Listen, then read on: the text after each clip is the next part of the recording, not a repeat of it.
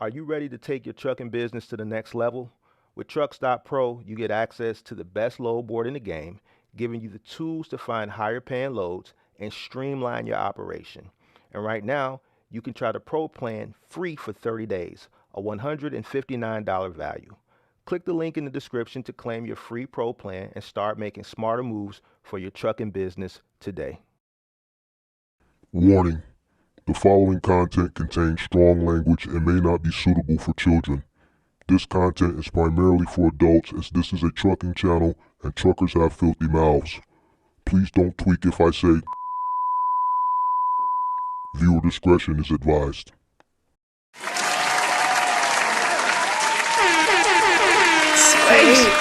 How's everybody doing? Come on in. Make sure you guys hit that like button, subscribe to the channel, turn on post notifications.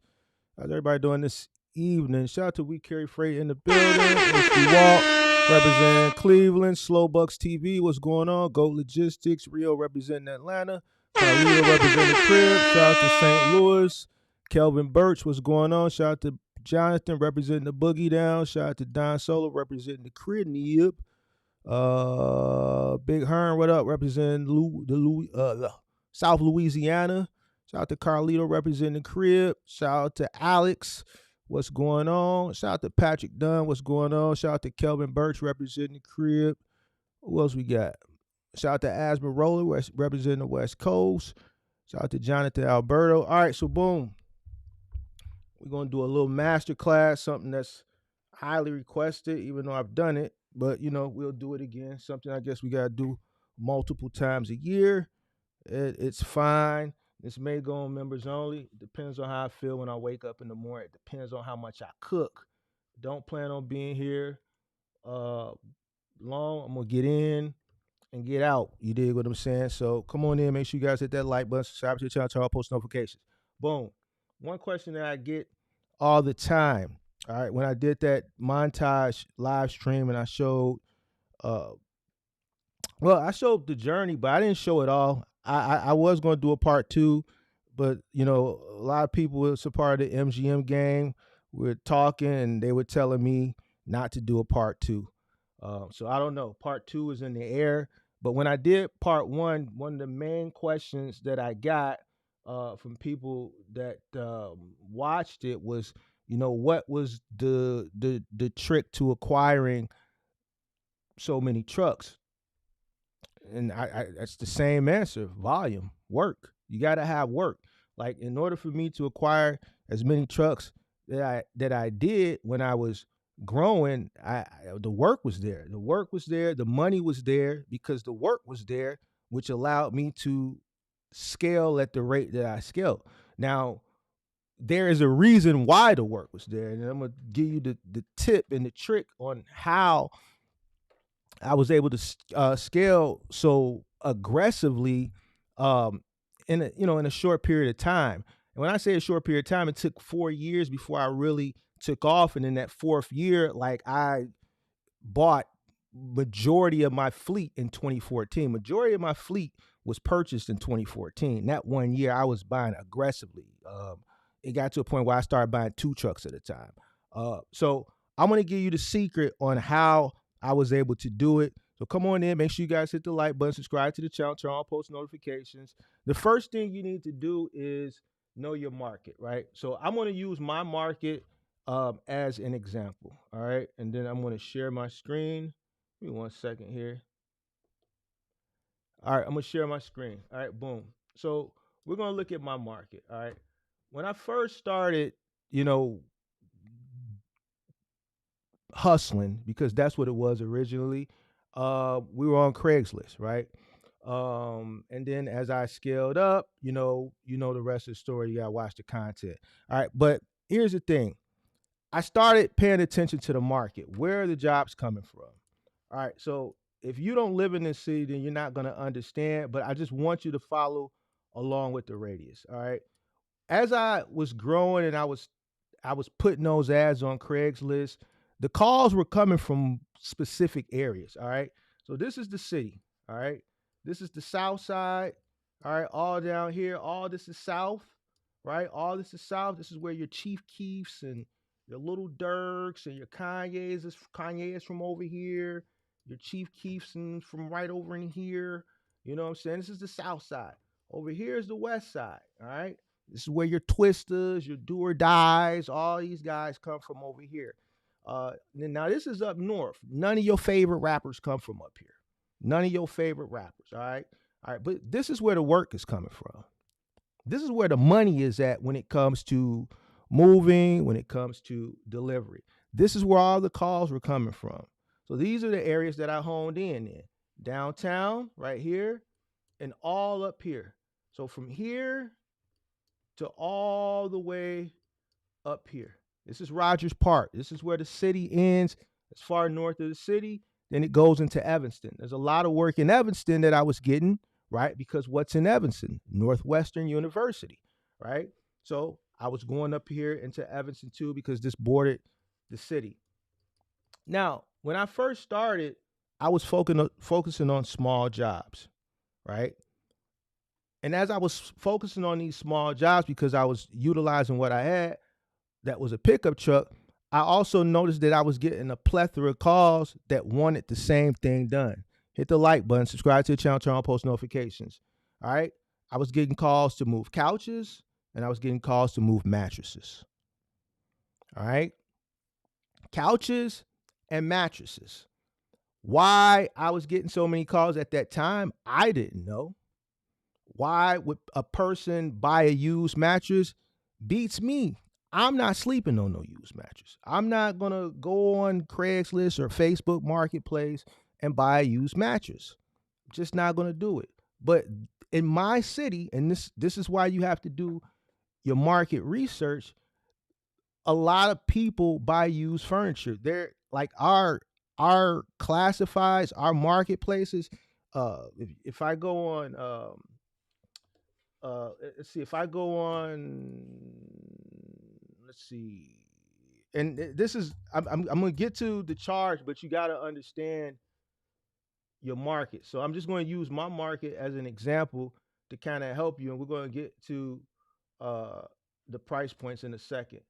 So I'm on Craigslist Chicago. Let's go to for sale. Let's go to furniture. All right, so boom. Let's go to sofas. All right. All these sofas are for sale, and then let's go to is it a we want a distance. Give me 1 second. We want distance. Give me 1 second. Hold on 1 second. Let me find where is distance. Let's see. We want to stick in the city. We want to buy a couch in the city. So let's say 20 miles from downtown Chicago, 60611. Allow. All right, so boom. Is it gonna update? 1 second. Give me 1 second. All right, hold on. My bad. I see what I gotta do. There we go. All right, so boom. And these are all the couches that are for sale. And there's people that buy these sofas.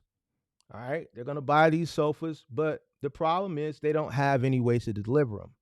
All right, this is where I came in at. Now look at the price points.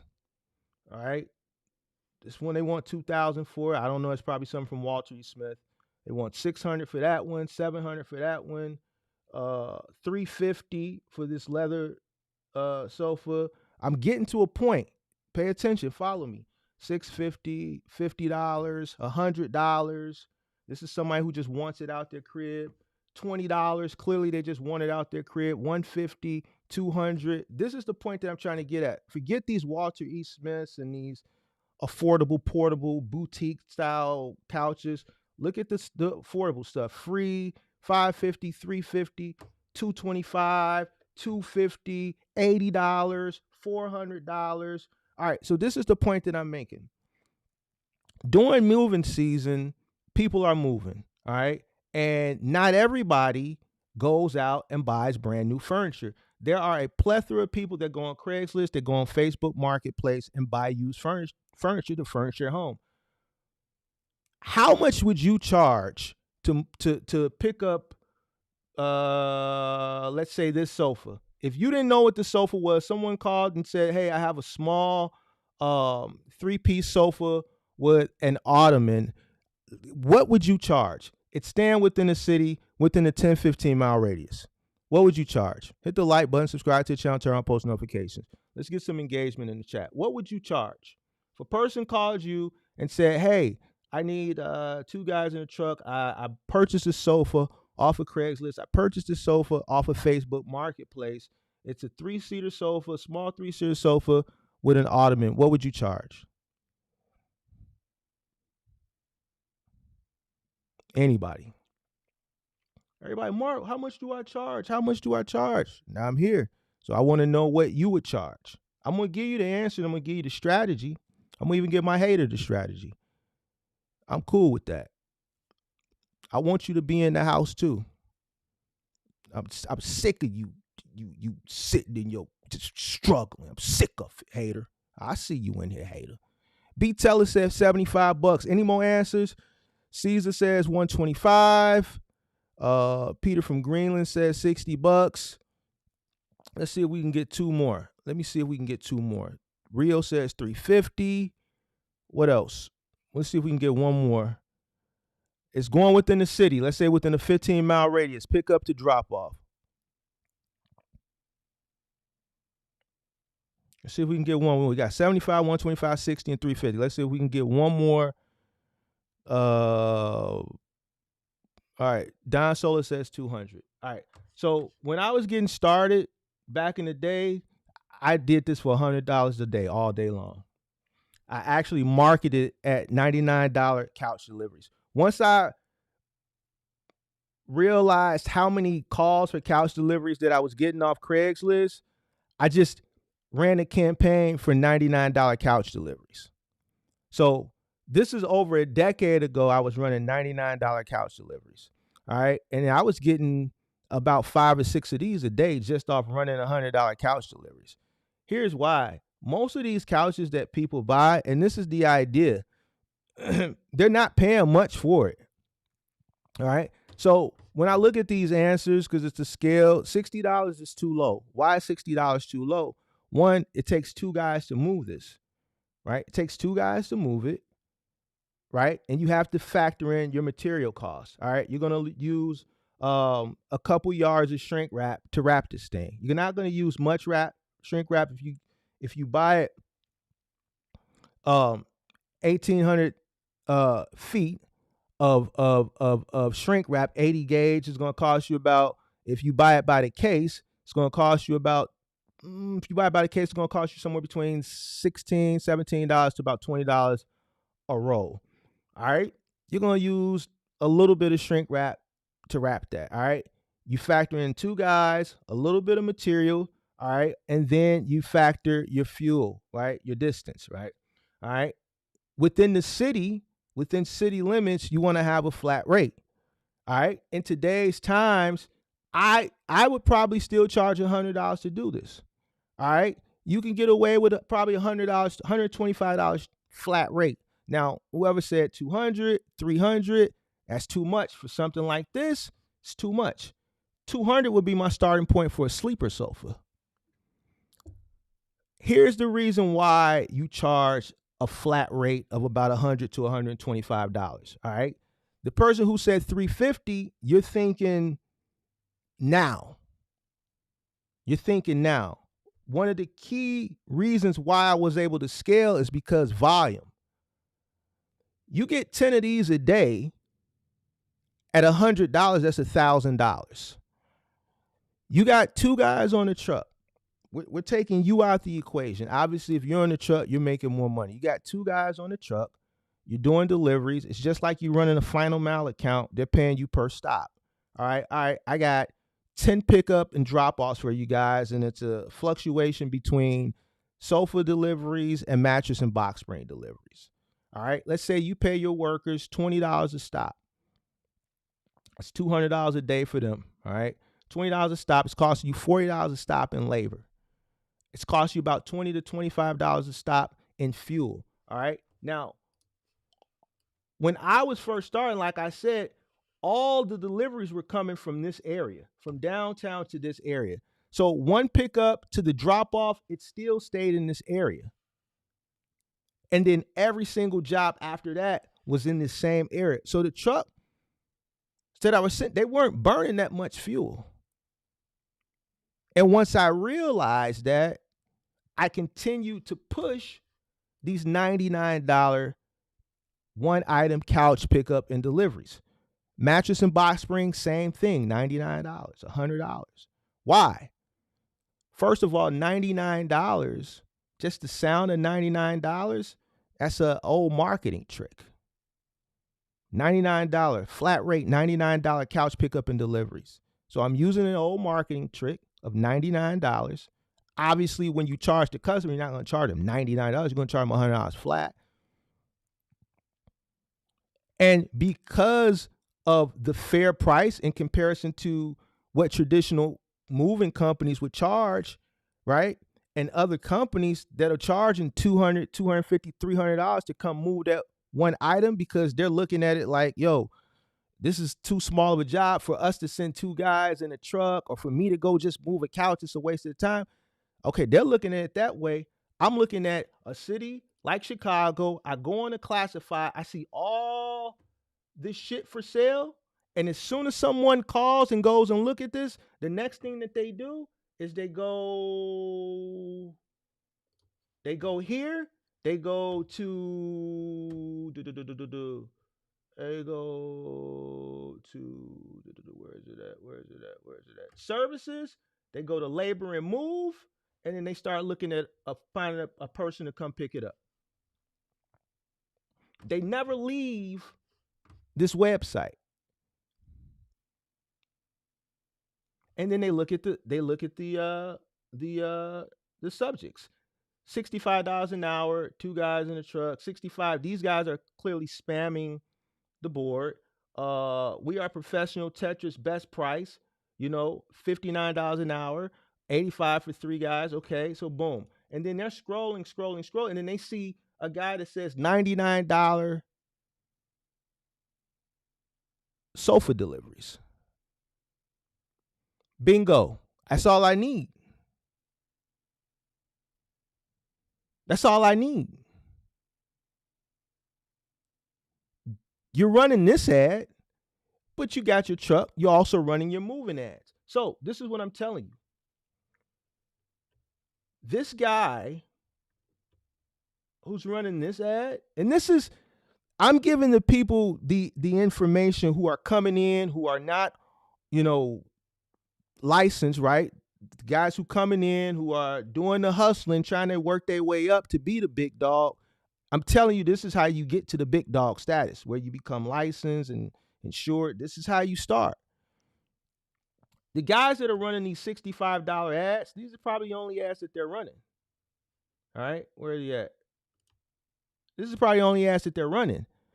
You're going to run these types of ads, you're moving ads, but these aren't the only ads that you run. You run different ads with different subject titles to attract different clientele. You can't expect a person who just needs a couch moved or a sofa moved. Click the like button, subscribe to the channel, turn, because I'm giving gems away, and I don't like the likes. Click the like button, subscribe to the channel, turn on post notifications. You can't expect a person who just needs one item moved to click this ad and then look at this price structure and stop right here and not keep looking. This ad is marketed and it's catered to a person who's looking to move. And that's fine. You do moving too. That's why you have different ads. You have to create different ads targeting different demographics, different types of consumers. So yes, I had a move ad. I had different move ads that had different subject titles, different, marketing slogans. You know what I'm saying? But then I also had ads that I would put out throughout the day targeting these small jobs. $99 couch deliveries within the city. It didn't matter where they went in the city. You know why it didn't matter to me where they went in the city? Because being out in the truck, putting these ads up, fielding these calls, right? Where are we at? Fielding these calls, I see where all the calls are called. Hey, I got a couch I need picked up in Lincoln Park, and I'm taking it to Lincoln Square. Hey, I got a couch picked up. Lincoln Park and Lakeview in my city, there's so many moves and deliveries just in this one area. There's been days I've had 3 trucks that have all just been working in this area alone. They'll do one move from here to here, and then the next move will be here to back over there, and then they'll do a move from the same building that they was at the first part of the day. They'll move a second person out of that building and move them up to Lincoln Square, up to Edgewater, still the same side of town, because this is where all the money is at. I understand my market, so I understand. Look, most of my jobs when I set my marketing up, right, for these deliveries are going to come from this area. I know my city because I understand my market. People on the south side not looking on Craigslist. They're going to U-Haul. So it's a gamble that one day, you know what? Somebody might buy a couch that lives on the south side, and they might buy a couch from somewhere up here in Lincoln Park, and it's a possibility that I have to go up here and pick the couch up and bring it back here. And that's fine. Why? My truck's are on the south side anyway. So what do? We take that job and we make that the last job of the day because we got to come back south and park the trucks anyway. We're already up here. No problem. $100. I know they can't beat the price. Listen, we can pick it up, but it's going to be late in the evening, sometime between 5 and 7. What you want to do? $100. You spend $250 on the couch, man. They ain't not finna spend $250 on the delivery. So So now that I'm putting out the $99 deliveries, what does that create? It creates a demand, right? So now I'm fielding a bunch of calls, and now I'm getting volume of calls. So I'm allotting one truck just to do deliveries. One item. Doesn't necessarily have to be a sofa. I'm doing mattress and box springs for $100. I'm doing sofas for $100. I'm doing mattress and box springs for $100. I'm doing one item in the city of Chicago, $100. Because I understand my market, and all the work is pretty much coming from this area and this area. So from here, downtown Chicago,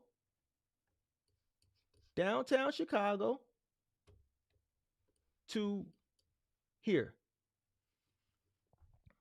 It's all going north. It's either coming from the north, going downtown, or coming from downtown, going up north, or within the north side. $100. Now, the person who thinks 200 or 300, because you're thinking for the now, oh man, see, as a business, okay, you know what? I'm just getting started, right? So I'm just putting my ads up. I'm saying $100, but damn, I got to go out today and do this one couch delivery for $100. And it may not be worth your while. But see, you're not looking down the line. The more of these ads you put out, the more you pump them out, the more calls you're going to get over time, and then you're going to see your calendar start to book up. You have to have some type of consistent pricing structure. And this is what I thought. And this is what I implemented every single day. And over a period of time, the calls just more and more and more and more and more to the fact that I could just allot one truck just doing pickup and deliveries. Somewhere between 6 to 10 stops a day at $100. That's $6,000 to $1,000 a day. That's great money. That's great money.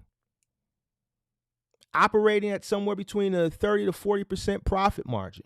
$300 to $400 a day consistently, 6-7 days a week. I'll take it any day of the week. $300 or $350 or $200 for something like this because you're just getting started, and man, I ain't finna start my truck for $250. That's fine. I get what you're saying and I understand it, but you're thinking for now. You're not thinking down the line as building a business. This is why I say the learning curve costs. You may have to get up for 6 months and do 1 or 2 of these a day and to make $100 or $200, and you may not think it's worth your time, and then boom, moving season hits, and now you're getting 15 of these a day or 10 of these a day. Now, does it make sense then? But how do you get to this point? You got to put the work in. You got to go around the learning curve. You got to get up that one day when you only get one call to pick up this one couch that someone paid $150 for. They're not going to pay you $300. They'll give you $100 to take it 5 miles up the road. So now you get up, you pay your worker, you go up there, you do it. You really don't get anything from it. But you do get something from it. You get what's called customer acquisition. Because this person who bought this couch, and you go in and you wrap it and you deliver and you pick it up from this apartment, they see you come in, they're in an apartment. Hey, we're selling all our furniture. The reason we're selling all our furniture is because we're moving in a month. You got a card? I like how you guys came in here and wrapped this couch up. How much would you charge us to move? Everything, we're only selling the living room set. We're moving everything else. We're buying a new living room set when we move into our new apartment. So we're selling this stuff. But I like how you came in here and wrapped it up. This is very professional. You got a card? How much you guys charge? I like to hire you guys to move us next month. Customer one. Then the customer that you take the items to, now they have your number. You do a good job for them because a person who's buying used furniture is not a homeowner. They're an apartment. They're an apartment dweller. So they're renting. So they're going to be moving probably again next year. They keep your number because the great job you did, the professional service that you provided, and then they call you next year to move them. So now for $100, you just picked up 2 customers. You picked up someone who's going to be a repeat customer next year, and then you picked up a new customer who's selling their items because they're moving anyway.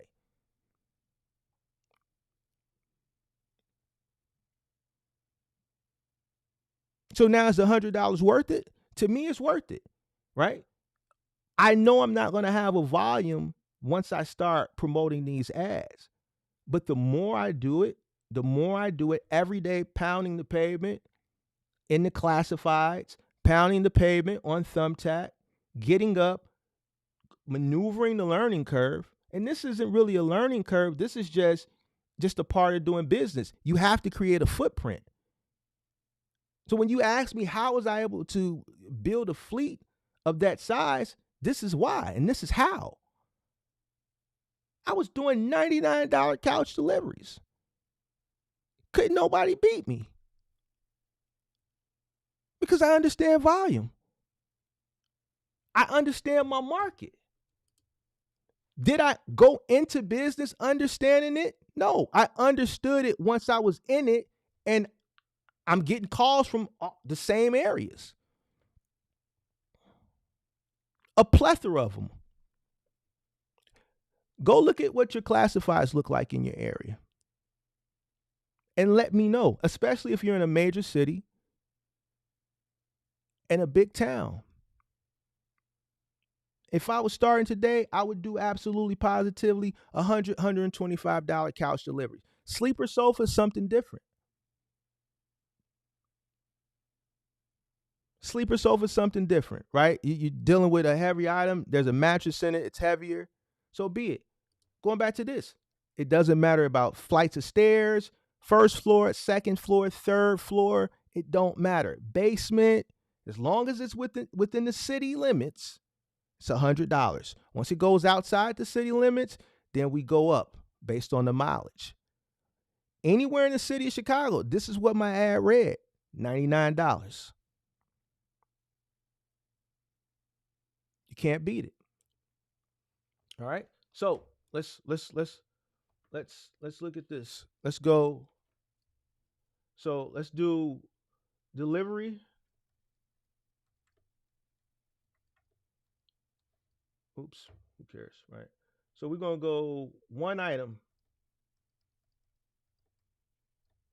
And this depends on your market. I'm going 100 to 125 all day long. Now, hey, listen.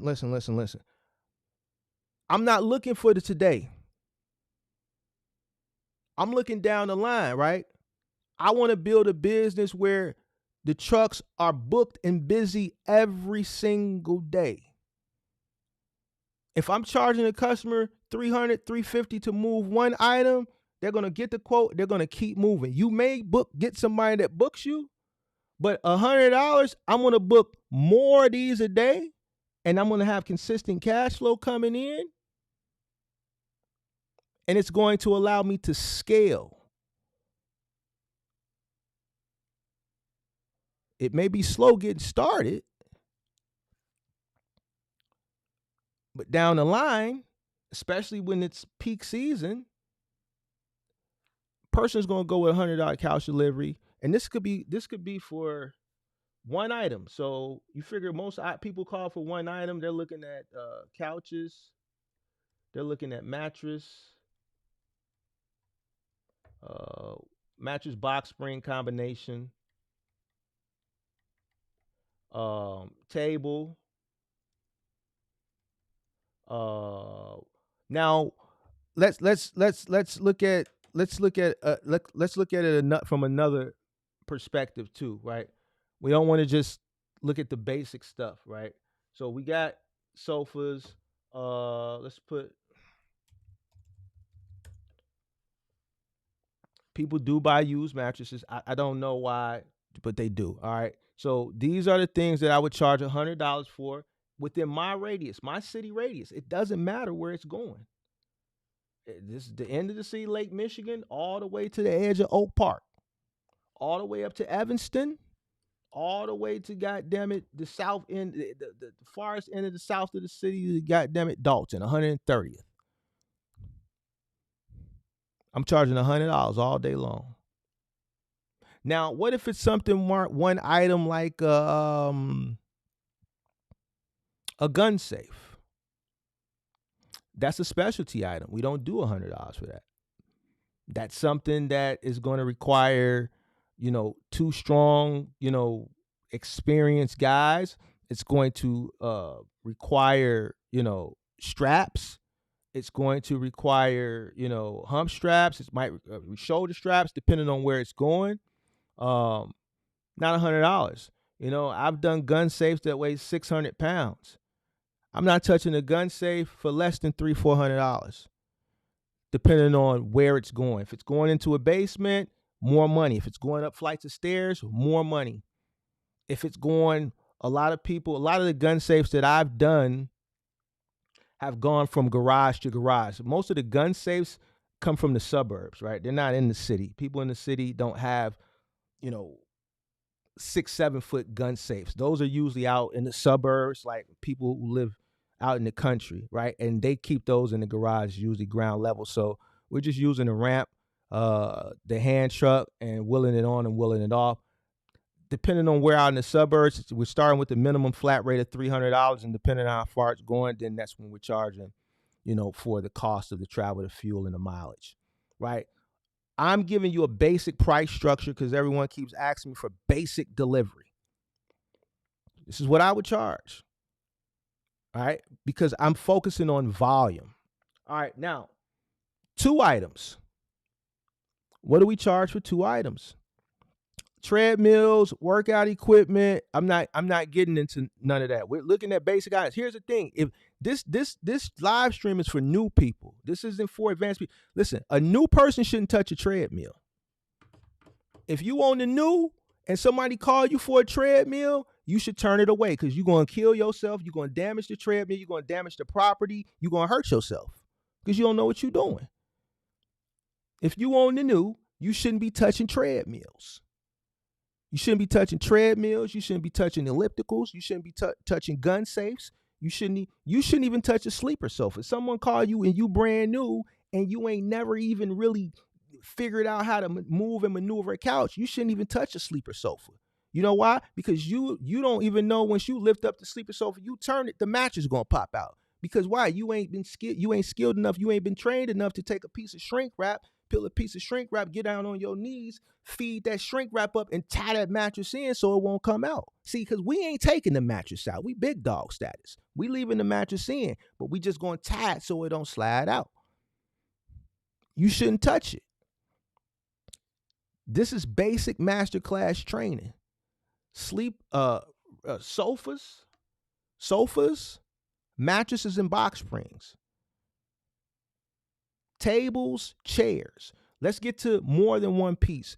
A mattress and a box spring, I call that a one-piece combination.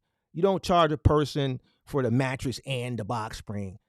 Come on now, it's a mattress and box spring, they go together. Me personally, I'm telling you, if I was doing things all over again, I would absolutely come in the door. I want $100 because I'm focusing on volume. I need to build this $100. I'm gonna market this $100. So about 6 months down the line, I'm getting 10 of these calls a day because ain't nobody finna compete.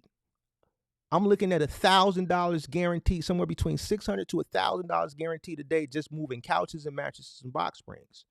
I don't want a customer to think twice. I don't want them to look past my ad. $100 sold. When can you get here? Period.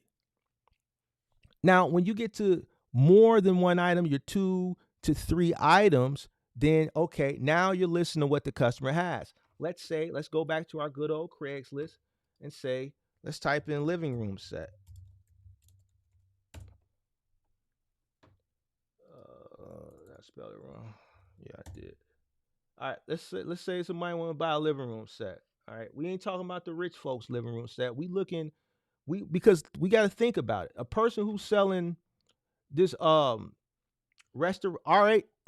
so for everybody that's watching, RH means restoration hardware. Restoration hardware is a very expensive. Only the rich people go to restoration hardware. So when you see RH, that's restoration hardware. They're selling this used for $5,000. All right. So this type of customer, you're not targeting this type of customer. You're not targeting a person who's looking to buy a used $5,000 sleeper sofa that they're charging $5,000 for it used. All right. You're looking for a living room set that's modest. The person who's in the inner city, who's shopping for used furniture, modest, right? So let me get it. Chicago's a rich city, so that's why you see a lot of this expensive furniture. So let's find a really inexpensive living room set. Is there any up here? $900 for this one. That's kind of. Let's see. They want $3,200 for that. Let's find a nice, modest set. All right, $500. All right. Now, somebody calls you and they say, "Yo, I bought this living room set off of Craigslist. It's a love seat, a sofa, and a chair. How much would you charge?" It's still going within that same radius within the city. Let's get some engagement. How much would you guys charge? How much would you charge? Let's get some more engagement. 3 pieces going within a 10-mile radius within your city. 10-mile radius, within a 10-mile radius. What would you charge to pick this up? We're talking about pick it up. We're talking about wrap it. We're talking about load it. We're talking about transport it within the city limits. We're talking about unload it. What would you charge? Let's see if we can get 5 answers. And I'll tell you what I would charge today. Don Solo says $175. Peter from Greenland says $225. Roger Lacey says $200. All right, so did we get 5 yet? Yeah, okay, so we got $175, $225, $200. UK Him said $175, $200, $150, $185. $200 is what I would charge for it. $200 is what I would charge. $200 all day long. It's going to cost me pretty much with the same team, the same cost. The labor is going to cost me the same. It's still one stop.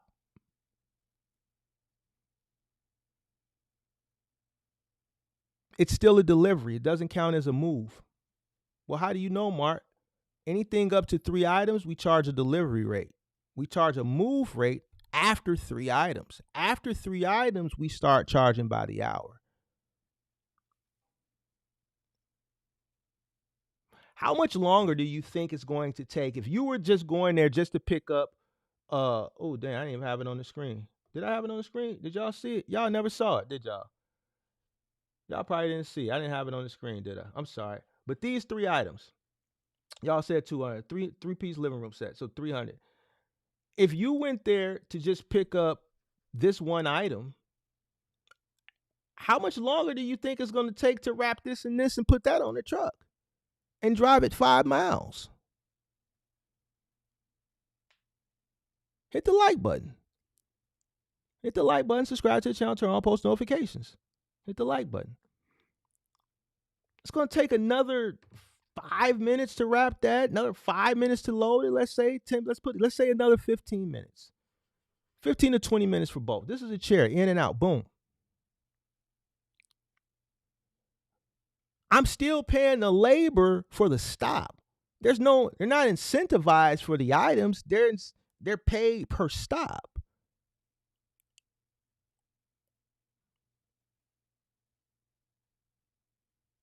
I got the competition in mind.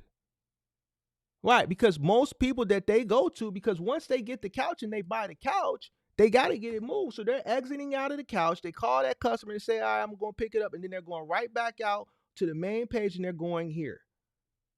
And then what do they see? They see movers. And then they're going to see delivery professional. I got an ad for them. We got our $99 one item ad. And then we got our flat rate delivery up to 3 items. $100 to $200. Or we got another ad that says up to 3 item delivery, $100 with a plus sign after it. So we got an ad targeting specific customers that have 1 item, and then we have an ad targeting other customers that have 1 to 3 items. We don't give them a flat rate.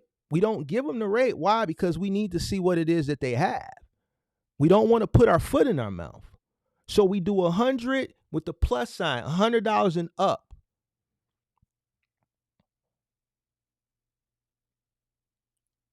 What gets them is $100. Boom, they're going to call because now they want to inquire if there is an up, how much is it? There's no minimum. There's none of that. We already know it's a max of 200. And we already know a typical person that's calling for 1 to 3 items, we already know it's a living room set. It's either a living room set, a bedroom set, a dresser and a chest, or a dinette set. A chair and 4 tables, or a chair and 6 tables, or a kitchen, a table and 4 chairs.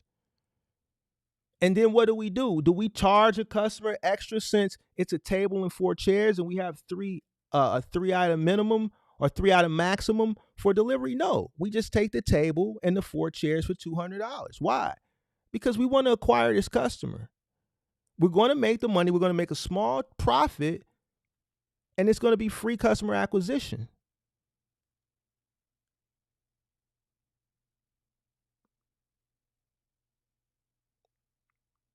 So we're going to make a small profit, but we're also going to make contact with a specific customer, a customer who buys used furniture, which we know is a rentor.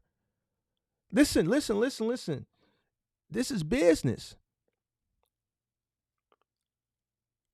You can't just think about the price. You got to think about the longevity. You have to think about customer acquisition. Do you want a customer that you just deal with today, or do you want a customer that you deal with every single year?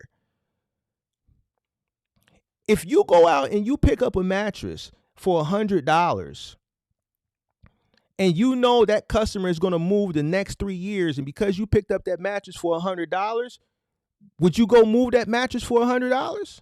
Of course you would. This is another way that I acquired my clientele base, which allowed me to scale as aggressively as I did. Volume. All right, I got this new series, The Books That Made Me. I'm not going to tell you the book. It's a members only. It's a members only series that I'm doing. I'm not putting it out to the public, and there's a reason why I'm not putting it out to the public. Because certain information, private information, well, it's not even private, but my selection of books that I I got knowledge and inspiration from, that's something that I want like my real core audience to have. That book developed my mindset of how I approached my delivery and moving business. I wasn't greedy. Why? Greedy pigs get led to the slaughter.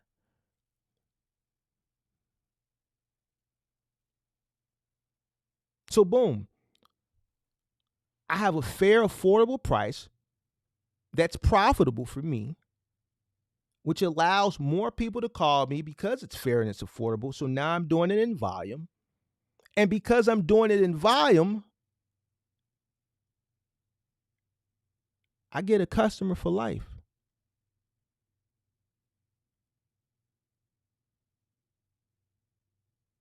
It works hand in hand. I'm looking at the revenue aspect, and I'm also looking at customer acquisition. Delivery and moving go hand in hand. Once again, a person who's buying used furniture is a rentor. They're not a homeowner. So the person who calls me to pick up a couch or a mattress in a box spring, they're going to call me the next year to move them. That's when I hit them with the $110 an hour, $150 truck fee. Then when they move the next year, I hit them again. If our rate is higher due to the cost of inflation, they're going to pay it. Why? Because they've used us for the past 2 years. And then guess what? The third year when they meet the love of their life and then they move in together, we're going to move that person and then they're going to recommend us to the love of their life and then we're going to move them. So now we're getting 2 moves out of them into 1. And then 2 years, once they get married and then they have their little man, they buy a house. Now we move them into the house. Listen, this is business. You want to know how I scaled up? I'm giving you the blueprint.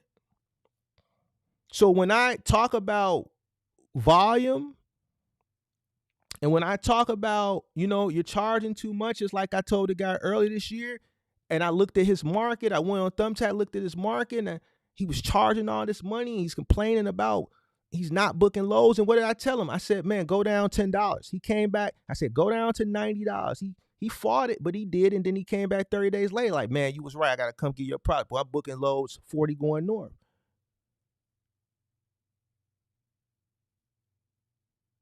You want to sit in the house? I'm giving you the blueprint. You want to scale up? This is the blueprint. You won't scale up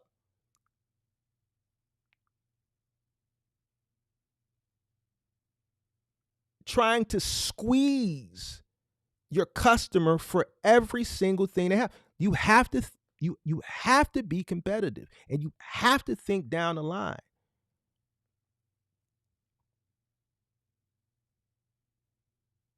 And that's just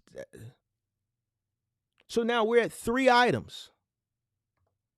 The people at Truck Stop, I pressed the wrong damn button. The people we're at 3 items now.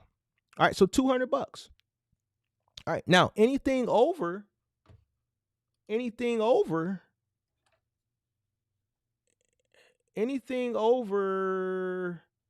3 items, then we charge a move. So,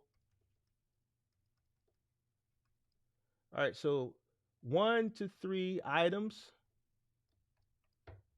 we want $200 for it. Now, if it's 2 items, let's say a sofa and a sofa, and let's say an ottoman or a sofa and a chair, then we can play with our price in between. I'm not going to charge a person for a sofa that I'm going to charge $100 for, and then they just want to throw in an ottoman. Yeah, I'll charge them $125.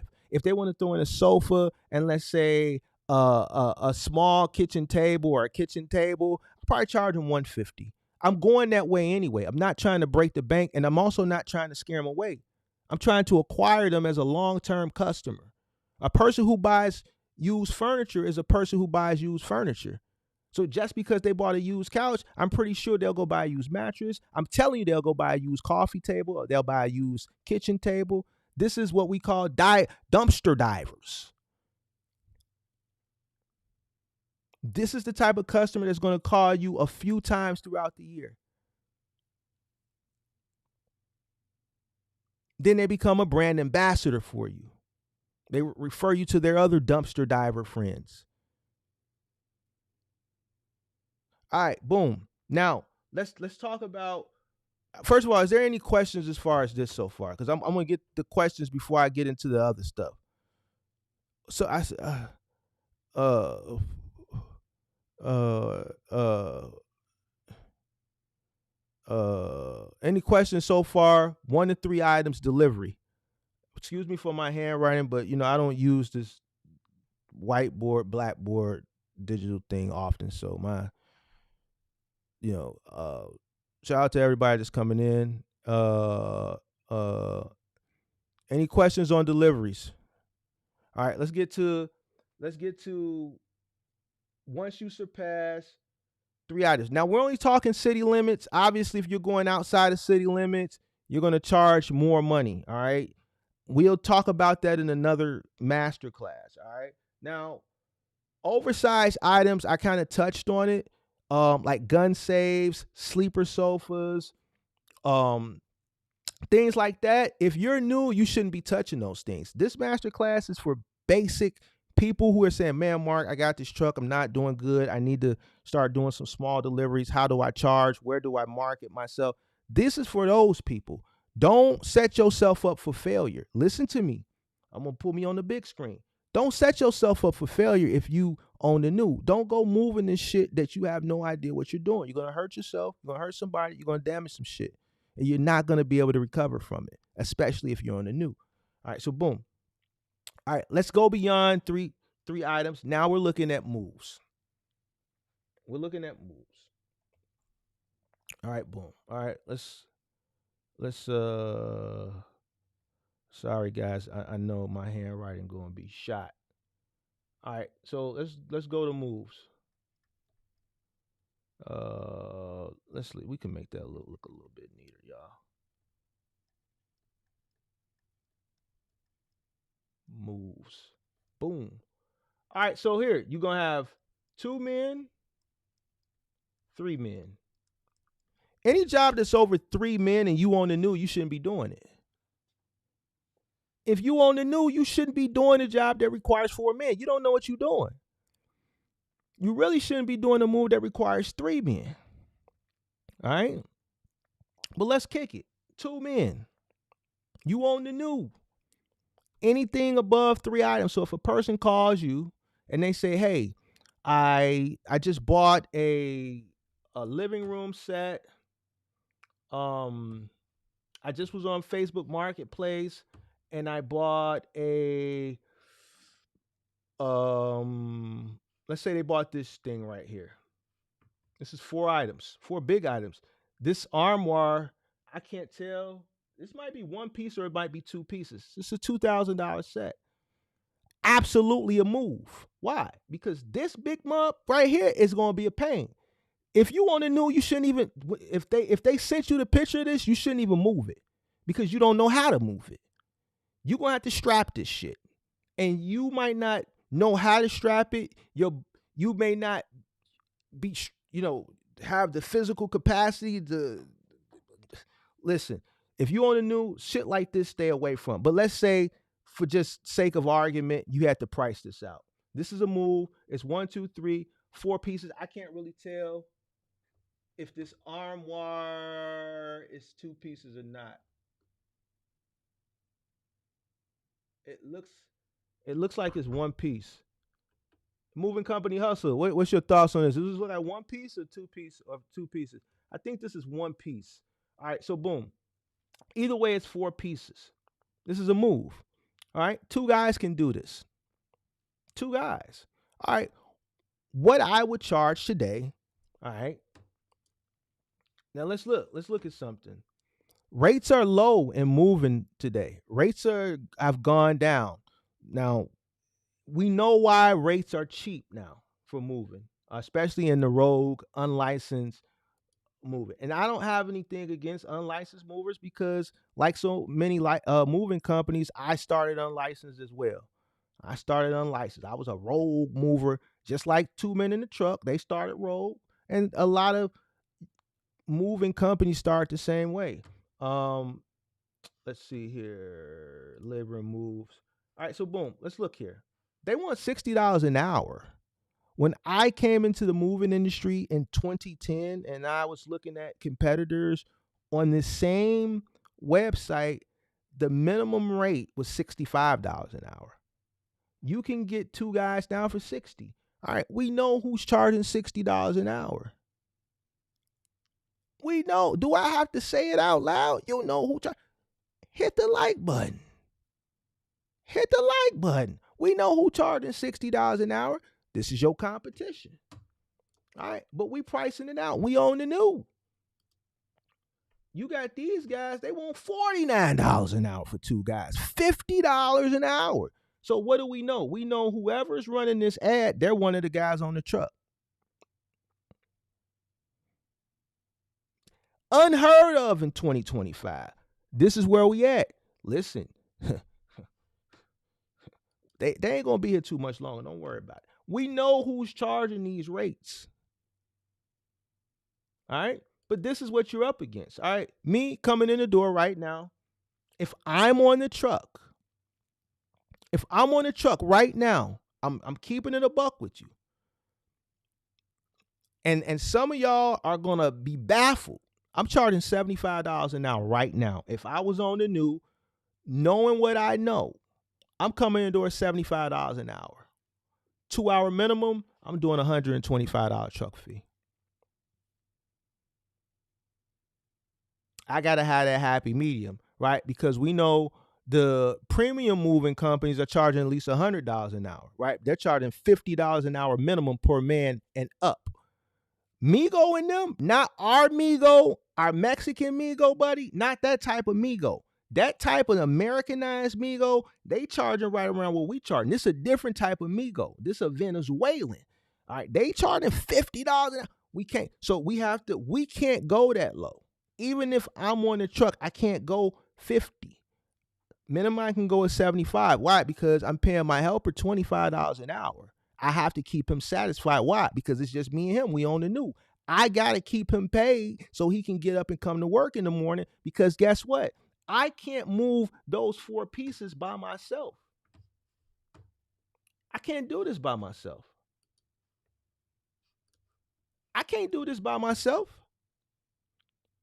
So if I'm charging $75 an hour, I'm on the new, 25 is going to him, 50 is going to me for the labor. All the cost of operation is coming out of the truck fee. So I know I'm making $50 an hour, and whatever that cost that's coming out of the truck fee is coming out. So I'm calculating my fuel and the cost of my materials coming out of that truck fee. All right. So each job, $125 truck fee. For a small job like this, depending on the distance, it may cost me $25, $30 depending on how far it's going. We're using blankets, right? Which we use blankets over and over again, and you set your time period of when you wash your blankets. That's a cost, right, that you will incur. But you're not washing your blankets every day, right? So we're using blankets, and then we're using shrink wrap, and we're using tape. All right, you buy your tapes by the case. So it comes out to about $2 a roll, depending on where you buy it from and how much volume you buy. You buy your shrink wrap by the case. Averages, depending on what type of shrink wrap and where you buy, somewhere between $16 to $20 a roll. All right, you can get a case of shrink wrap for somewhere between $65 to $70 a case for 80 gauge shrink wrap. I recommend 80 gauge. Stop going to Home Depot getting that 43 gauge cheap shit that be tearing on your ass. 80 gauge shrink wrap. All right, about $70 a case. All right. Depending on the distance, we may spend, and really a big part is going to be the fuel, maybe $25, $30, let's say. So let's say 25 out of that. So then we make $100 off the truck fee, or I make $100 off the truck fee. So if this job, because we're going to spend time wrapping this is a nice set. It has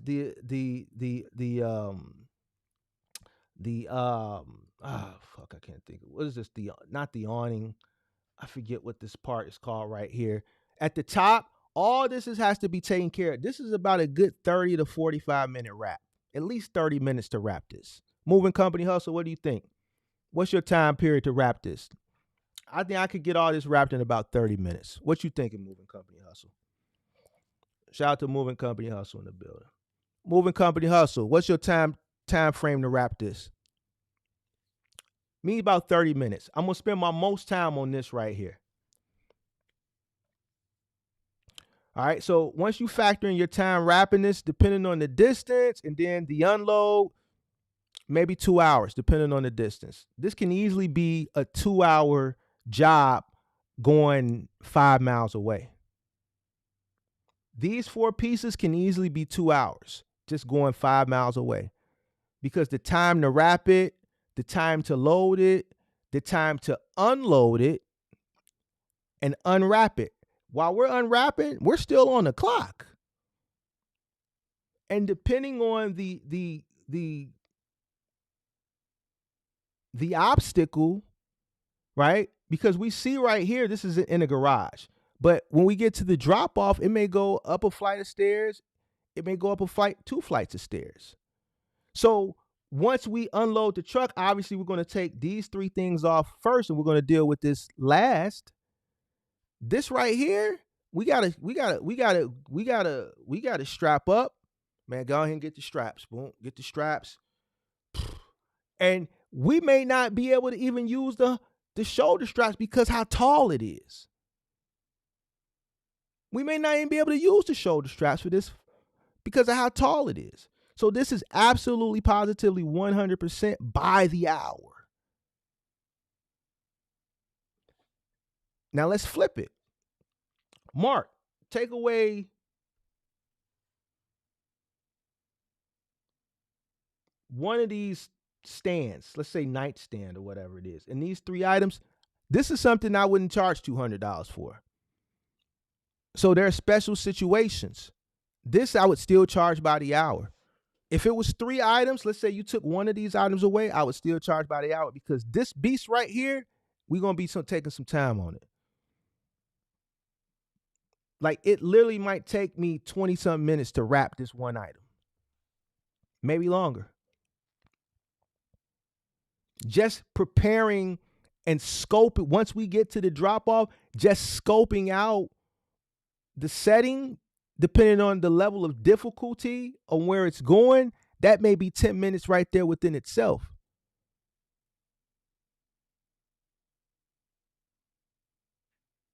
Because this is one piece. This is about 6-7 feet tall. So this might literally 5 miles. This is probably a 4-hour job. I mean, a 2-hour job, 2.5 hours. So by the hour. All right. So how will we charge? 2 guys, $75 an hour with a 2-hour minimum. If it's in city limits, $125 for the truck fee. So we're looking at $150 for the labor, right? Because we got a 2-hour minimum, so $75 an hour, 2-hour minimum. That's $150. Then we're charging a $125 truck fee. So we're looking at $275 for this job. This is a person who's unlicensed, who's on the new. Well, man, Mark, that's it. Absolutely, that's great money. You're making $50 an hour if you're on the truck. You're making $50 an hour, and you just acquired a new customer. You possibly acquired the customer at the selling point because they're going to come in and see you wrap it. This could be an estate seller. See, this is how you guys got to look at business, and this is why so many people struggle to acquire customers. Because you're looking at, oh, hell no, that big ass piece, man, I need $500 for that. I got to use my lift gate. That's the only time. If you book the job, it's going to be the only time you see it, because a guy like me, I'm going to come in, I'm going to charge him $75 an hour, 2-hour minimum, $125 truck fee. Now, if this is a person who's selling estate sales, and then they see, man, you guys, the first guys I seen, usually I let the customers pick their own people that come in here, but these guys usually just pull up and just throw the stuff on the truck. I like how you guys work. You guys come prepared. You guys have nice, thick blankets. You guys taped the blankets to the item, and then you came around with shrink wrap. You protected that. Listen, I want to recommend you to all the people. I run I have a company where I sell antique items, or I do estate sales. And then guess what? The person who bought it, now you got a customer for life as well. You just picked up 2 clients. So you made $275, or let's say it goes over. Let's say it goes 2 hours and 15 minutes because let's say you prorate it. So you make close to $300. All right, boom. You made the $300, you profited, but you just picked up 2 new customers. So you profited and you acquired 2 new customers, and you didn't have to pay for the customer acquisition. You charge a person, oh hell no, man, I'm charging $600-$700. Fine, go ahead. You're probably not going to book the job, and if you do book the job, that'll probably be the first and the last time you see these people. You charge it by the hour, 2 hours. You make it $50 an hour. Now let's say you're not on the truck, but you're seasoned now. Now you can charge more, right? You charge $100 an hour for your labor. You're paying each guy $20, $25, let's say $25 an hour. You're making $50 an hour off the labor, and you're not even on the truck. But we're speaking from a person who's new, who's on the grind, who's trying to work their way up, who needs consistent cash flow. Looking at the market, looking at the competition in the market, you want to put yourself in the middle. You want to cushion yourself right in between your premium license guys and then your illegal migos. Illegal migos. The illegal migos is down here. Your premium guys is here. You want to be right here. I need $75 an hour. I'm making $50. I'm paying my helper $25. I'm making another about $190 to $100 after cost off the truck fee. So on a job like this, if it takes 2 hours, I make $200 to the pocket. My helper makes $50. We on to the next job. Hopefully we got 2 more jobs that day.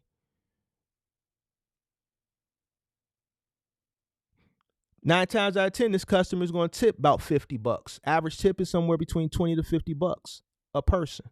So if they tip another $20 a person or $50 a person, now in the first job, my helper done made $100. Every move tips. Pretty much 90% of moving customers tip, and I'm not exaggerating the number. Why? Because this is some shit that they really could do themselves, but they don't want to do it, so they reward you for doing a great job. When they see you come in, a person who's buying this is absolutely positively going to tip you if you go in and do a good job. I can tell you this right now, hands down. Whoever this is who's going to buy this for $1,200, when you go and you wrap this and when you show up to their house and they can't even see it because you completely covered it with moving blankets, tape, and shrink wrap, they're absolutely going to tip you. They'll probably leave $100 tip. You know why? Because if it takes you 2 hours, and I'm giving you the sauce. This is why you go in and you do a great job. Especially when you're on the new and you're on the truck. When I was new and I was on the truck every day, my labor costs never even came out the revenue from what we did that day. Aaron, who was the guy that was working with me initially, shout out to Aaron, most of his pay day to day came from the tips that I received. So whatever jobs we did, the customers would tip him 10, 15, 20 bucks. They'd tip me 10, 15, 20 bucks. I was paying Aaron $10 an hour back then. If Aaron's pay was $100, if I had $100 myself in tips, then pretty much my tip money went to him, and all the gross revenue that we earned, I got to keep it all.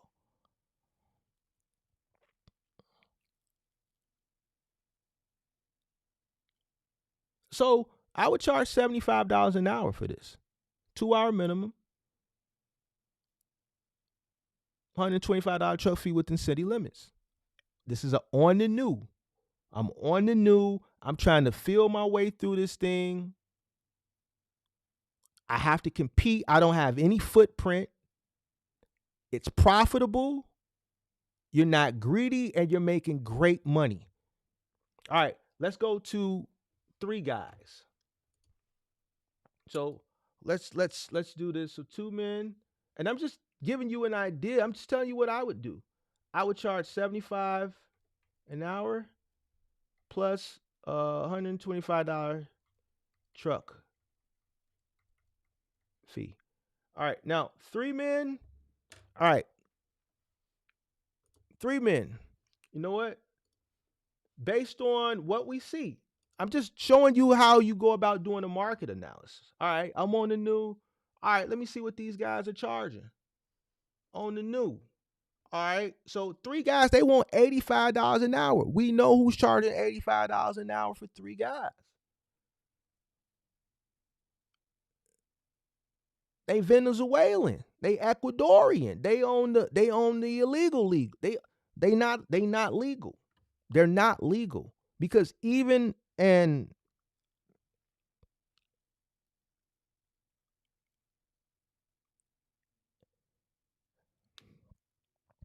my migos, they not gonna do this. This is a person who's here on the illegal side.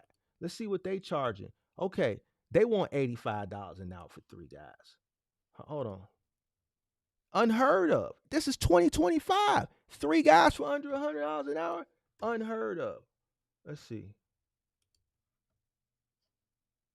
3 guys for all right, so look. I need for 3 guys, you want to put yourself in that cushion. All right, so boom. So for 3 guys, we're charging 2 guys $75 an hour, so we're going to go up another $25 an hour. So $100 an hour. All right? Plus city limits, I need a $125 truck fee. All right, boom. Now, when I say $125 truck fee, you probably ask me, what type of truck are we talking about? If I'm on the new and I'm coming in on the new with doing this type of work in mind, this is not a person who went out and got a 26-foot truck because they thought they was going to run it up because their favorite person told them that they was. And now they coming to Mark to transition and, man, Mark, help me acquire. I need to do the moving and delivery thing. We're not talking about this type of person. We're talking about a person who came into the business with this in mind. I wouldn't come in with a 26-foot truck. I'd come in with a 16-foot truck. Listen, majority of my fleet was 16-footers. I had a handful of 26-footers. Majority of my fleet was 16-footers. I had a handful of 26-footers.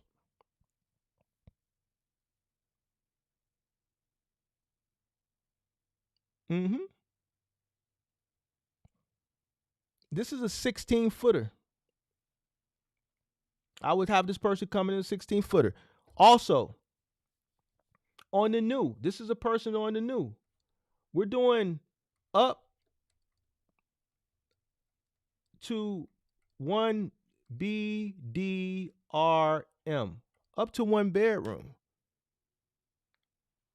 You shouldn't be focused on anything above 1 bedroom. Now, there's probably people out there, because this is what you wanted. You asked for it. You've been bugging me for it. So here it is. And this is me looking at my current market and setting the price point with me being on the truck. If I lost everything and I had to take one of these trucks that I still own and have to get back out on the grind, go find me somebody, this is what I would do. At this point, knowing what I know, not ignorant, not a novice, me. Let's say I lost everything. I don't know. I go gamble it all away, whatever. I lose it all, but I still got my trucks. I still got them 2 trucks that I held on to. I go find me a worker. This is what I'm charging today in the city of Chicago. I'm charging $75 an hour, and I'm charging a $125 truck fee. And I'm going to run that bag up, and you ain't going to believe it.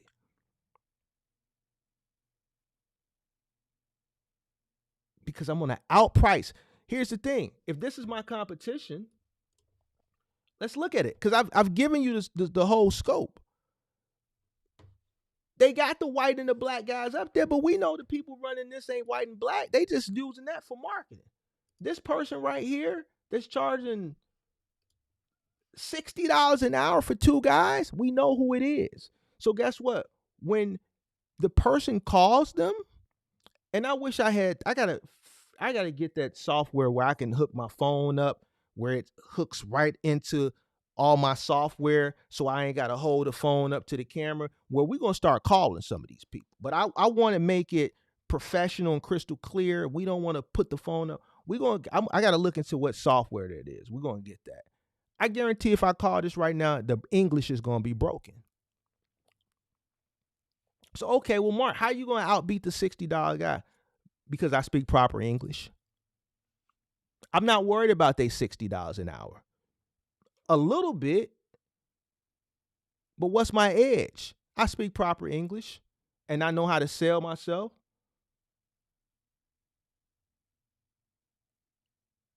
Customer is going to be more willing to deal with a person that they could communicate with and pay that extra $15 an hour versus a person, no, don't touch that. Hey, aren't you guys going to rap that? Me no English. Me no English. No, no, no. No. You know, they just laugh when they don't know what you're talking about. They just when you're dealing with a person's, personal possessions, I'm not being funny. I'm being dead ass serious.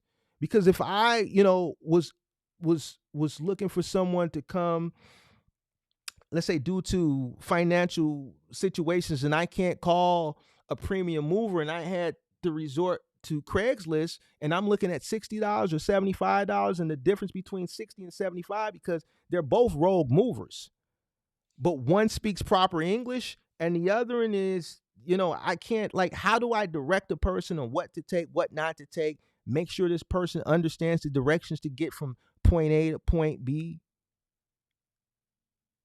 All this matters.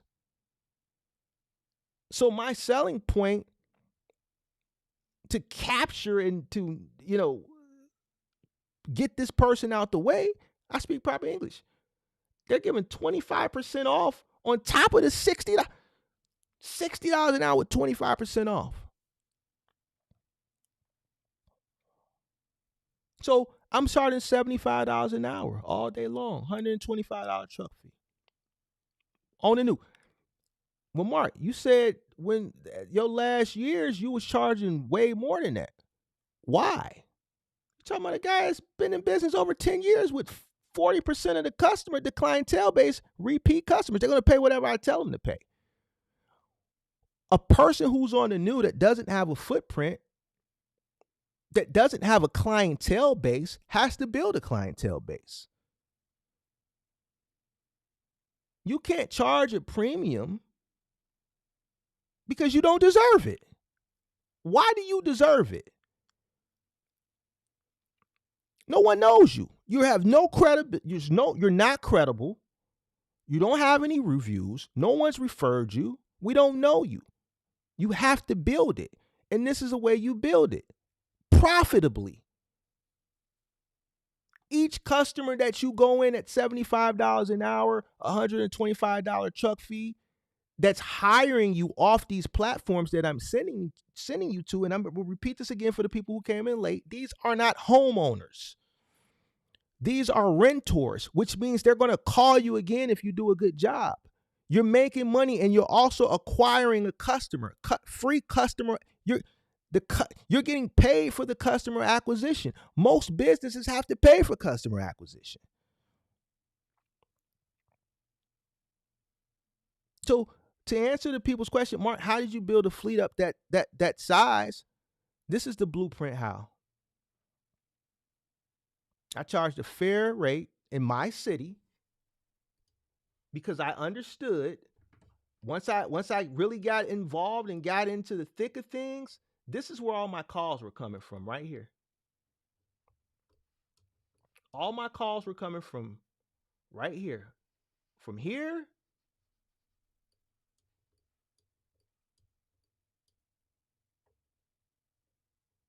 to here in Evanston. So down this line, this coastline to downtown. This is downtown where you see Streeterville. That's Navy Pier, right over here. So all this is downtown. Majority of my calls were coming from downtown to the edge of the city. And we got a lot of calls in Evanston too because of Northwestern. We got a lot of calls in Hyde Park right here. Why do we get a lot of calls in Hyde Park? University of Chicago.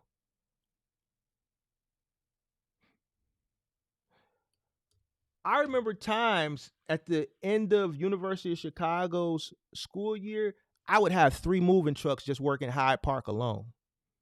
So those trucks didn't even leave this area all day. They'd move one student out of their dorm into an apartment in Hyde Park, and then they'd pick another person up in Hyde Park. Their whole day was 3 moves in Hyde Park. The truck never left this little area. And each customer paid a truck fee.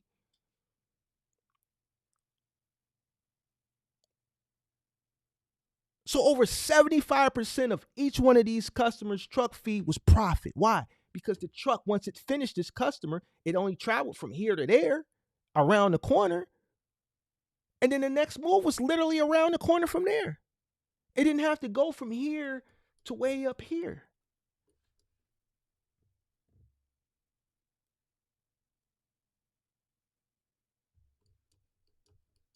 So why am I going to charge a person who I know is a student a premium rate when I know they're already broke as it is? No.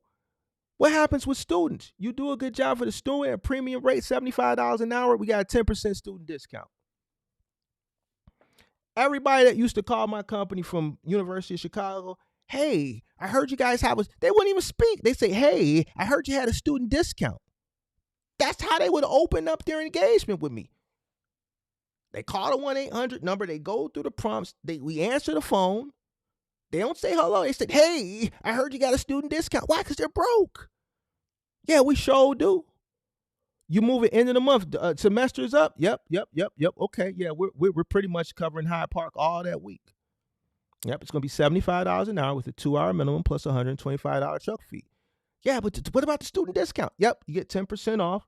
It's a digital coupon. Just make sure when you pay for the move, you give the crew the digital coupon code that's generated from the website. If you don't give them that code, they're not going to apply the discount. You better believe they had that digital code. I'm not tripping on that 10%. Why? Because listen, they deserve that 10% because they're going to run their mouth to all their friends at their frat parties and their sorority parties. This is how we keep getting all these calls from the University of Chicago. This is how we keep getting these calls from Northwestern University. All right, $75 an hour. If the move is $300, I'll take the $30 hit. That one person done told 10 people that the semester, their semester is up too. They're still undergraduates. They gotta leave they have to leave the dorm. They gotta go rent an apartment. They're not going back home in Idaho. Nah, this is the big city. It's Chicago. They want to get white girl wasted for the summer. They want to go downtown. They want to go up to Wrigleyville. They want to experience a Cubs game. They want to get white girl wasted. They don't want to go back to Idaho for the summer. I understand my market. And guess what? When the semester start back in September, guess who they going to call? No, they just got a short-term lease for the summer. I'm going to give them that 10% off again. And then each one of them that we move, they're going to tell 10 people, and each one of them going to call say, I heard you got a student discount. So you asked me how I scaled up. This is the blueprint. Understand my market. We targeted those areas. Northwestern, Hyde Park. I need those college moves.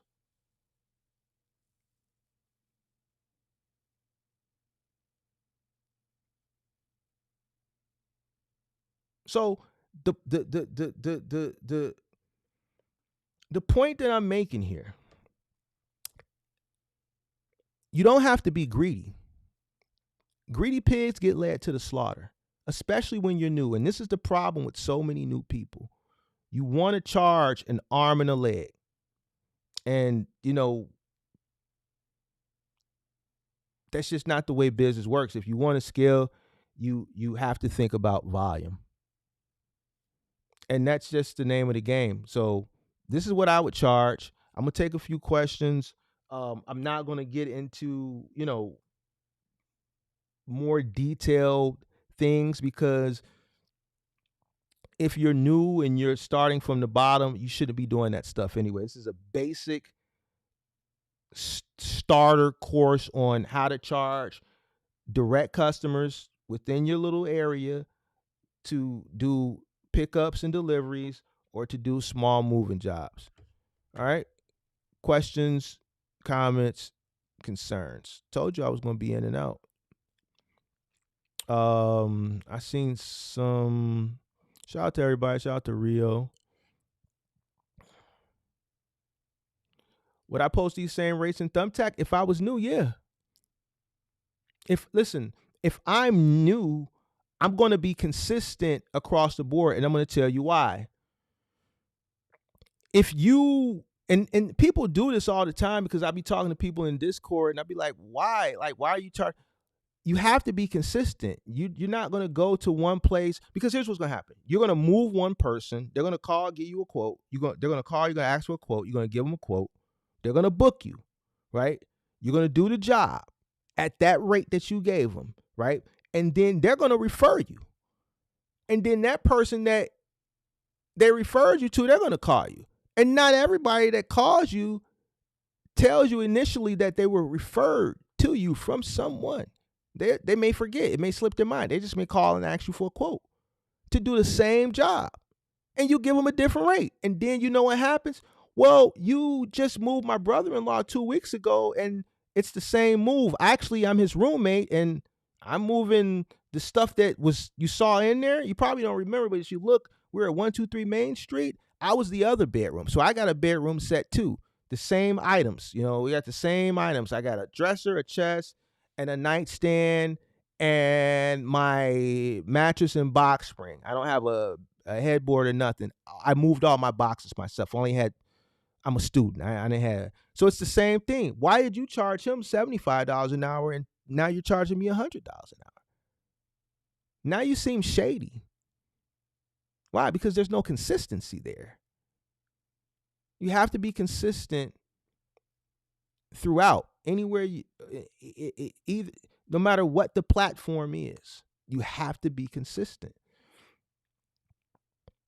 So Thumbtack, Craigslist, whatever, price is the price. This is the price, right? If we've invested in marketing and I'm doing $99 couch deliveries, and this price is $99 within city limits. Someone calls me and they're moving from the far north end of the city.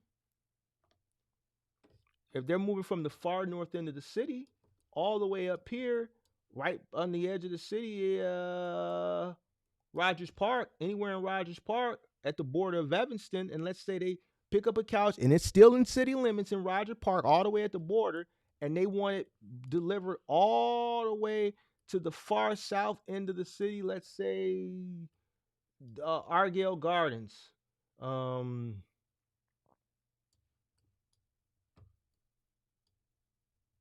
Right here to the projects. I went to the projects, Argyle Gardens, on some of those roadie events. I got a lot of roadie shit that I ain't even released. I need to start chopping some of that stuff up from like October and putting it out. But far into the city, right before we get into Dalton. So over here, this shit, depending on traffic, man, this shit might take an hour or so. But guess what? At the end of the day, my marketing says $99. Majority of the deliveries that I'm doing are within this area. But if I get that one that's just one of those oddballs, I can't discriminate to that customer. I have to do it. It's still going to be at a profit, but it's not going to be at the same profit level as the majority that I do that stay in the same area, because I understand my market. I would just schedule that one accordingly. So,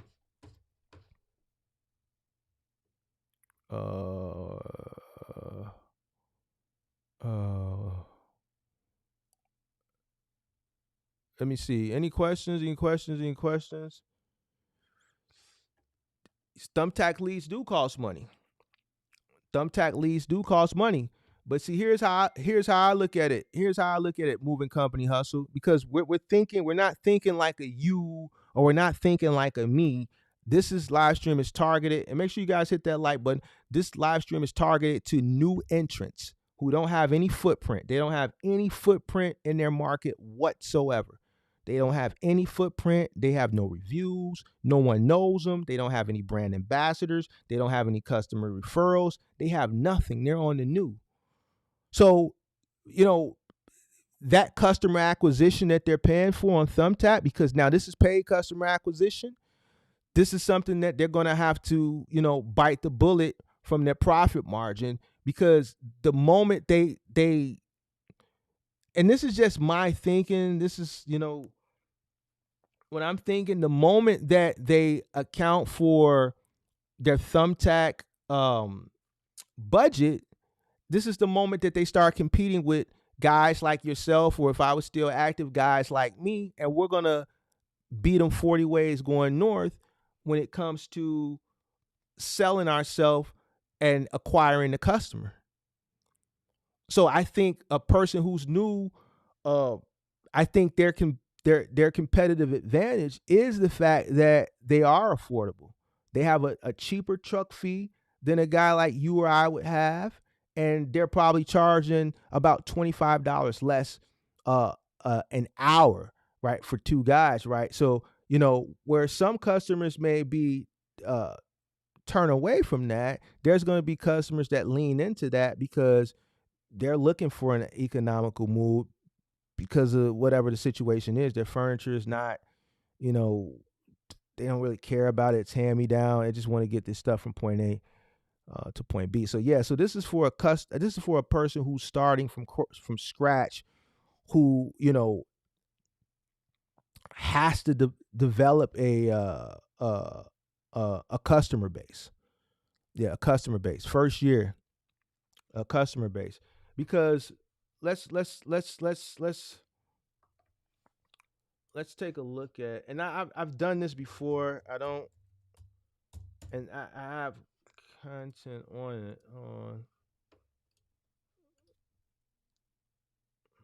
Let me pull up. Give me 1 second. Let's see.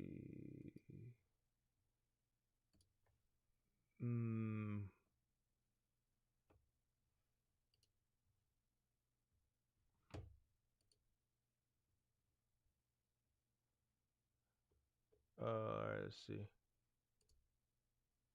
So to people who are just curious, and here's the thing, moving company hustle. A lot of these guys, they're not going to be able to afford.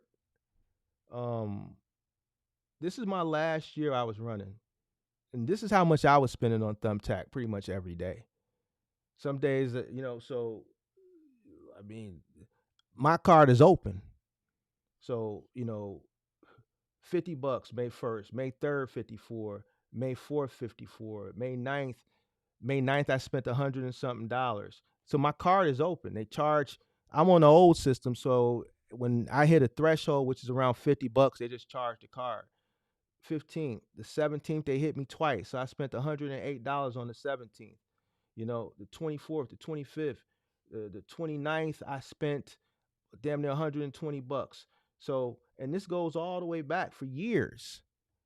So you're talking about I've spent thousands and thousands and thousands of, look, they hit my card. I had 6 leads on the 8th, 53. They hit my card 1, 2, 3 times on March 6th, 56, 50, and 12, March 4th, and it just keeps going. It keeps going. Like, I've been on Thumbtack for years. A new person, they don't have the capital to just give Thumbtack their card and set an open budget. So they're going to set $100 budget a week or $150, but they ain't going to set an unlimited budget like this. But in order for them to capitalize on that budget, they have to,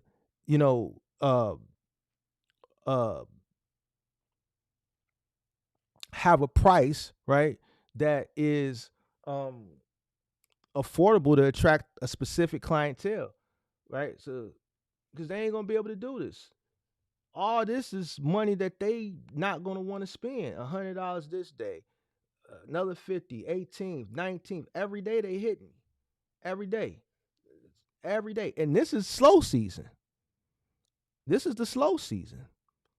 So 6 leads every day is averaging about to $50. I spent 54 on the 11th.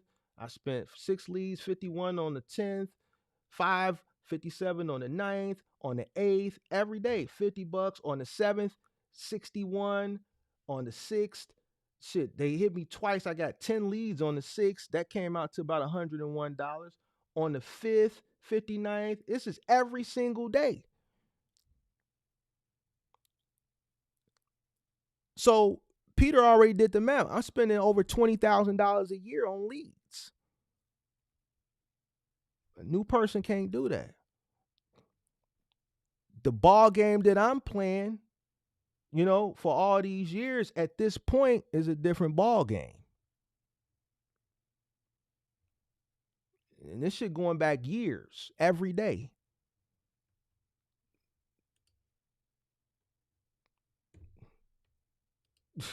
We going back every day. You get into peak summertime, you talking about I'm paying $150 a day. This is peak moving season now. So now look, we spent 100 something this day. No, they hit me. I spent $150 this day. On the 17th, I got 16 leads this day. Why? Because everybody's trying to book for the end of the month. So this day I spent over $150 in leads. The 16th, $100. The 15th, $100. Now, peak moving season, I'm spending $100 to $150 a day on leads. The 15th, $100. The 14th, $100. The 14th, $130. So, and I'm turning them jobs over. So now there's more information for you. I'm spending this type of money. You think I'm gonna leave my card open? You think I'm gonna? This is one of two things. I just got money to waste, which can be a good thing, or I'm turning them leads over, which is also a good thing.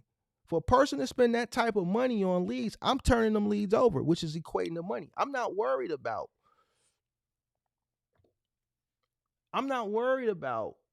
every single day this little money. It's little money.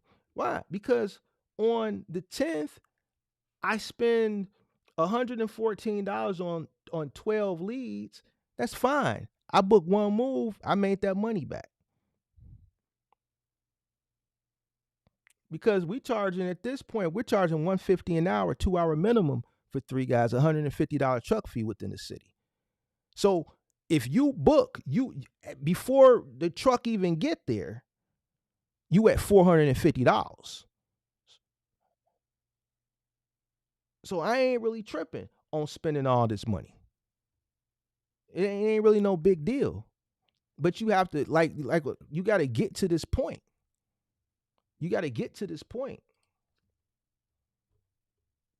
This is every day.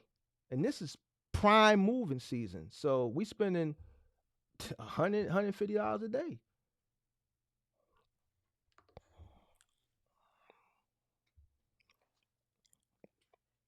So I'm not tripping because $150 a day, the truck is probably making $2,000 a day, depending on what the jobs are doing. You figure an average 1-bedroom, 3 hours, $600. You do 3 of them a day, averaging 3 hours each move. Some are 4 hours, some maybe 2.5. It's prorated, right? But we just keep it in the middle. 3 hours is $1,800 gross. You're making over $1,000 a day net, depending on what your labor cost is and your operational cost. But if you're running lean like me, because I'm telling you, another reason why I was able to scale is because I run lean. I know how to schedule my trucks to keep my costs down. I'm keeping my trucks I'm pushing customers to days that I want them to do. I'm pushing customers to time that I want because, dude, I'm looking at, okay, you want to move from Lincoln Park to Wicker Park. I got to move that's moving from Wicker Park in the afternoon. All right, so bet I need the truck to end at Wicker Park. So instead of you moving in the evening, which you want to move, now I need you to move in the morning because that truck, I got already an afternoon booked for that truck in Wicker Park. So it'll be great if the truck is already in Wicker Park. So now the truck fee that I'm charging the next customer, I ain't most of that the small portion that I would calculate for fuel, I don't even really got to calculate it because the truck is literally around the corner from where the last move ended. The new move starts. So when I say running lean, I'm talking about little things like that.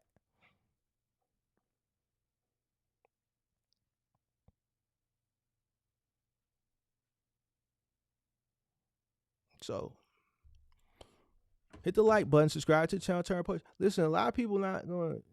They'll show you how much money they made. I like to show you how much money I spent, and I'm showing you how much I spent just on leads. So you can only imagine what the trucks is making. You see what I'm saying? So because ain't nobody going to just leave their card open and spend if they not getting a return on investment.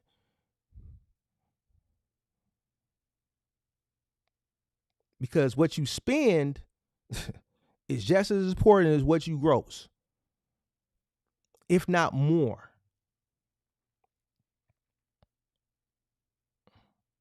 Right? How would you go about paying drivers and helpers? I think we're gonna say that for another masterclass, man. We're gonna say that for another masterclass. I don't wanna.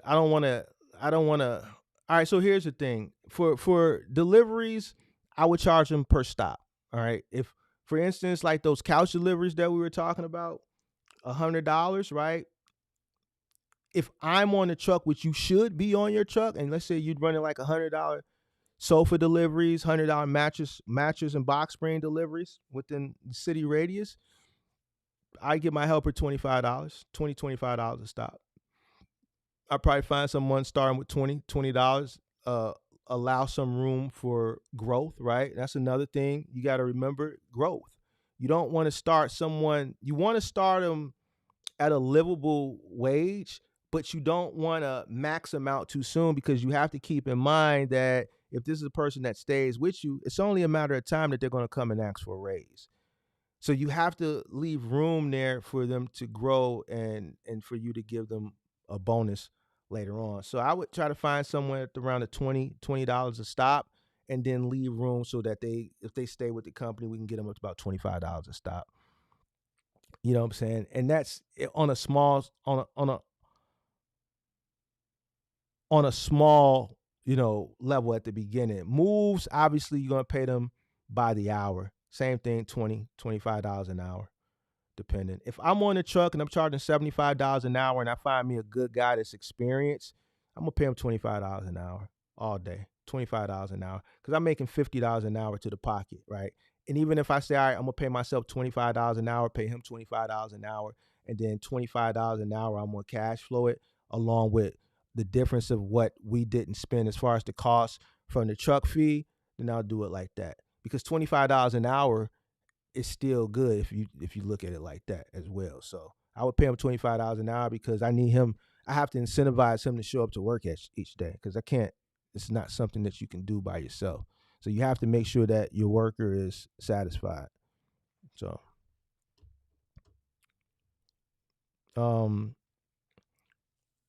I've never did business with Angie's List. Angie's List has been around since I got started in 2010. It was I can't I think it was the only paid classified back then. So it was Craigslist, which was always been free, and it's still free to a degree. Some of the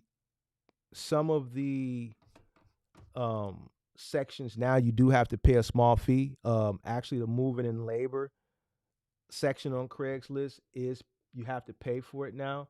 So if I were to place an ad right here in labor and moving, right now I think it's $5 now. It used to be free back in the day. And then you just put your credit card in. I think $5 for Craigslist now. I think it's a hit or miss because, as you can see, it's spammed. It's spammed. Look, $30 an hour. Oh, this is for $30 an hour moving labor. Okay, so this is for one man. This is for one man. All right. But it's spam. So I probably wouldn't go crazy on here. I would probably try to focus more on Thumbtack.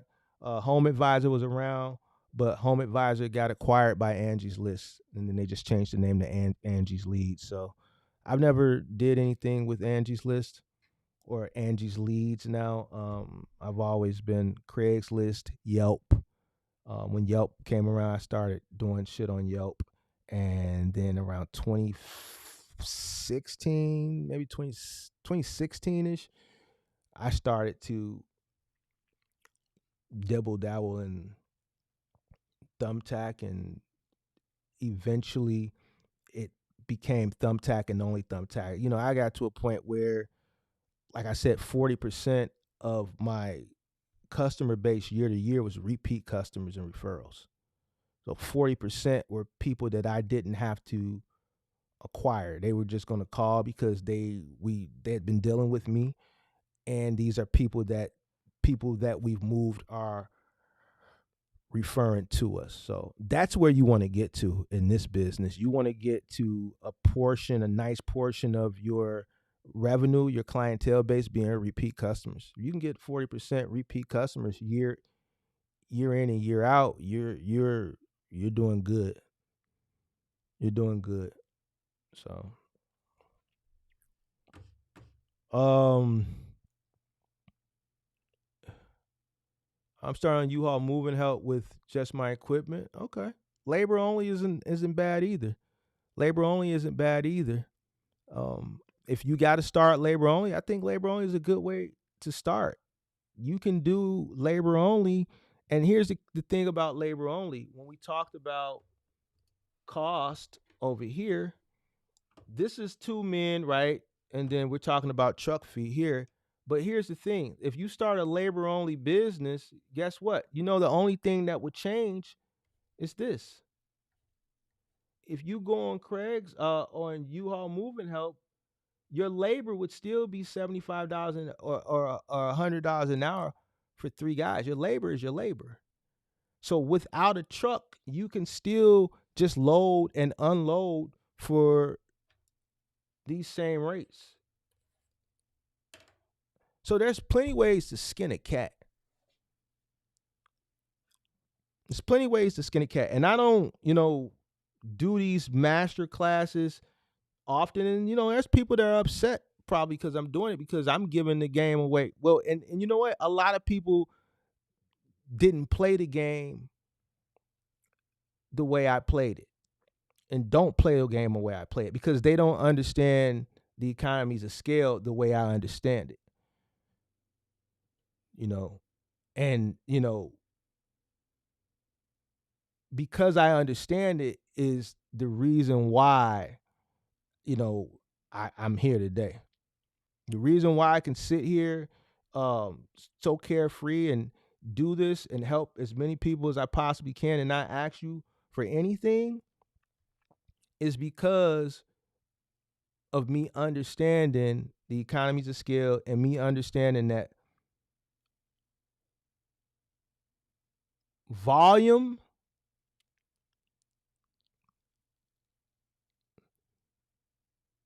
is key. I'll just put it to you like that.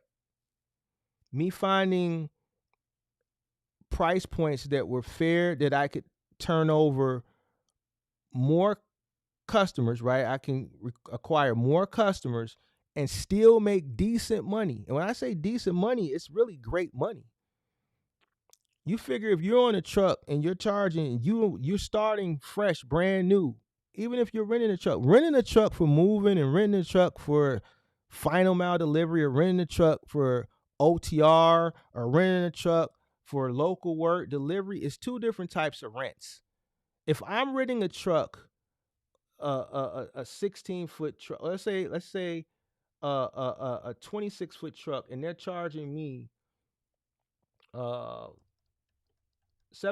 for the week, and let's say 20 cents a mile. For a person who's moving, I ain't tripping on that. Why? Because if I'm doing, let's say, for the 26 foot, let's say I'm doing 2 bedrooms.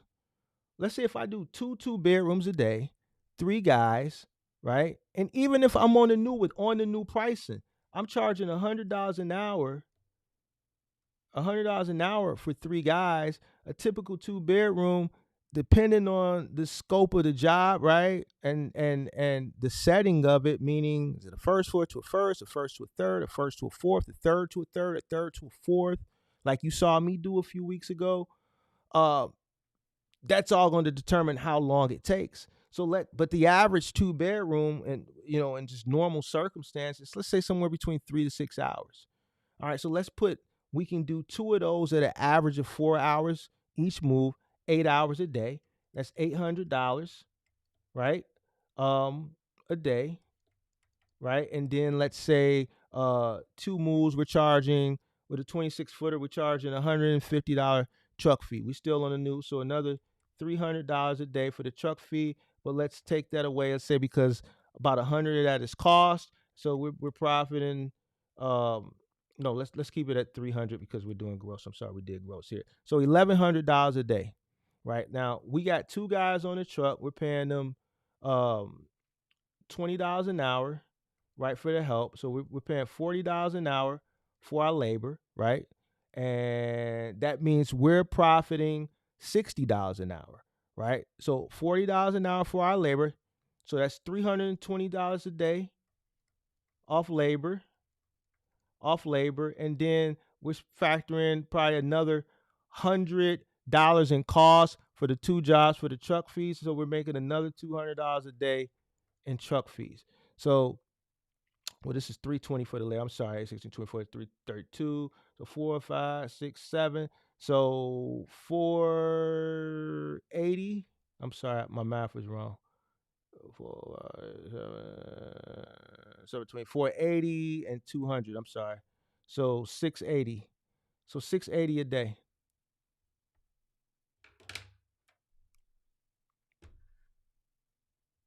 So 680 a day. All right. So I think that's good money. If we can average 2 bedrooms a day and we're brand new and we're renting a truck, that's 680 a day.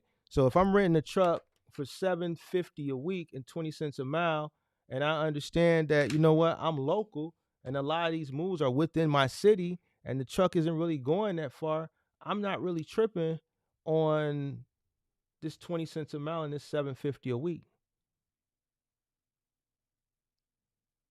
Because if I'm doing this 6 days a week, what's the math on that? And we're just doing an average. Let's say we're doing 680 on average a day. Forget, we on the new. We running, let's do 6 days a week. No, let's do 6 days a week. 680 a day times 6 days a week. That's $4,000 a week.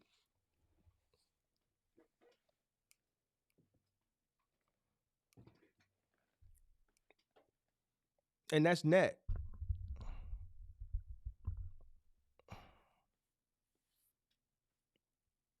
Now, this is a person that's on the truck. So he's alleviating the cost of that third man at $100 an hour. See, if I'm on the truck and I'm on the new, I'm going to pay my guys 20 to 25. I'm going to try to get them at 20. Why? I'm on the truck, so I'm doing a lot of the work.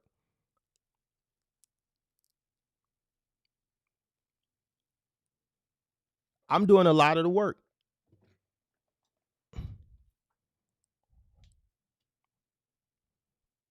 Shit, even if we can get down to $600 a day net at 6 days a week, that's $3,600. We talking net. See, moving is a different ball game. The customer's paying for everything. See, it's a difference when there's a middleman and there isn't. So when a lot of people, man, how you get so many trucks? How you get so many trucks? I show you guys all the time. You guys just don't want to do this type of work.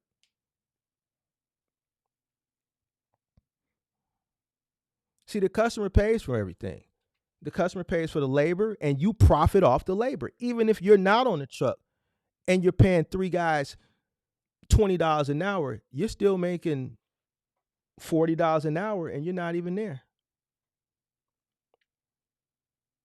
plus the difference of the truck fee. And if you know how to run lean, you know how to acquire material at affordable rates because you're going to buy it in volume. You're going to buy it in bulk to drive your price down. And you're going to teach your guys how to preserve material as well to keep your costs down. So even at $40 an hour, let's say you're not on a truck and you average $40 an hour for 8 hours, that's $320 a day plus another $200 in truck fee net. That's $520 a day, and we're talking about 6 days a week. That's $3,100, and you're not even on the truck. And these are hypotheticals, but these are hypotheticals based off experience. It's not hypotheticals. I'm just throwing numbers out. I know what an average 2-bedroom move, how long it takes. Now, there's going to be some, like I did one for a friend, and I showed you a few weeks ago, that took 7-8 hours. All right. But here's the thing. I was working with 2 migrants that I had to train, like you saw me train. And we went from a 3rd floor to a 4th floor. Now, let's say if that move,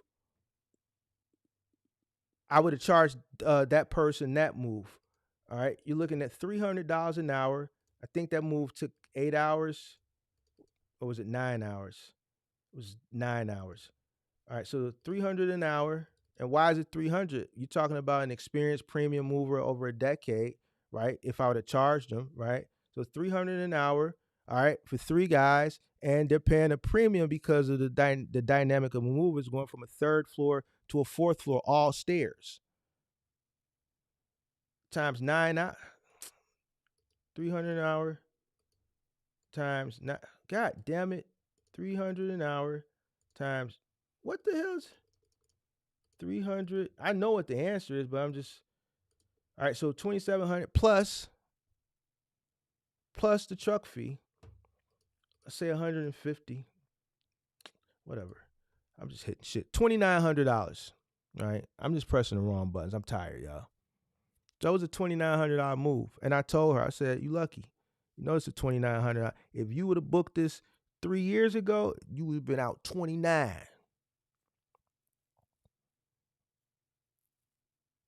29. Yeah, you on the 3rd to a 4th floor, all stairs. That shit, listen, that shit hurt. That's why I didn't do a live stream for 3-4 days. I was hurt. I'm 40-something years old. I still got it, but shit, my body was shit. I woke up in the middle of the night, I had a Charlie horse. I ain't did no move in over 2 years. So the point that I'm trying to make here, because right now we just talking, if I was starting off renting a truck to come in that form of business, I wouldn't care about $750. That shit ain't nothing. That 20-some ain't nothing. But when you're doing something like OTR, where this right here, you're doing a lot of these all day, a lot of 20 cents, because you're running a lot of miles, it adds up. You can actually run a moving company with a rental truck and be very, very profitable because the customer is paying for the truck. A few of these truck fees covers the cost of this. That's the difference. There's no middleman. The customer's paying for everything. They're paying for the labor with profit, and they're paying the truck fee with profit. Truck fee, materials is profit, 20% markup. They're paying the cost of the truck. Each customer is paying the cost of the truck. The only way you're going to lose in that industry is you just going everywhere and you tearing some stuff up. And you ain't licensed and you get caught and they take the truck.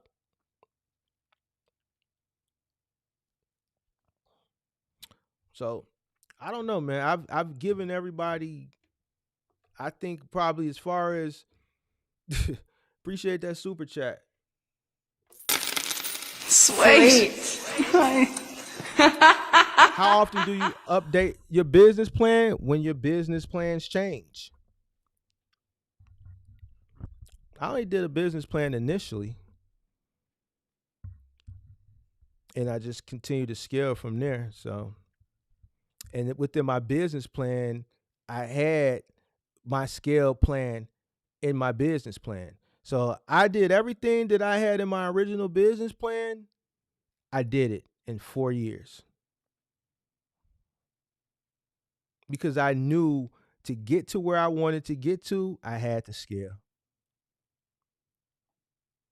I didn't go into once I realized, yo, this is lucrative, I can turn this into a business. Once I got to that thought, which didn't take long, I said, in order to get to where I want to get to, which we know where that is now in hindsight because we're speaking 15 years later, I have to scale. None of the shit that I've done, that would be considered cool shit, right? From the business from the business aspect and the personal aspect, I would have never been able to do 3/4 of this shit if I wouldn't have scaled. I'm talking about even scaling within itself. A lot of the scale came because of the scale, if that makes any sense.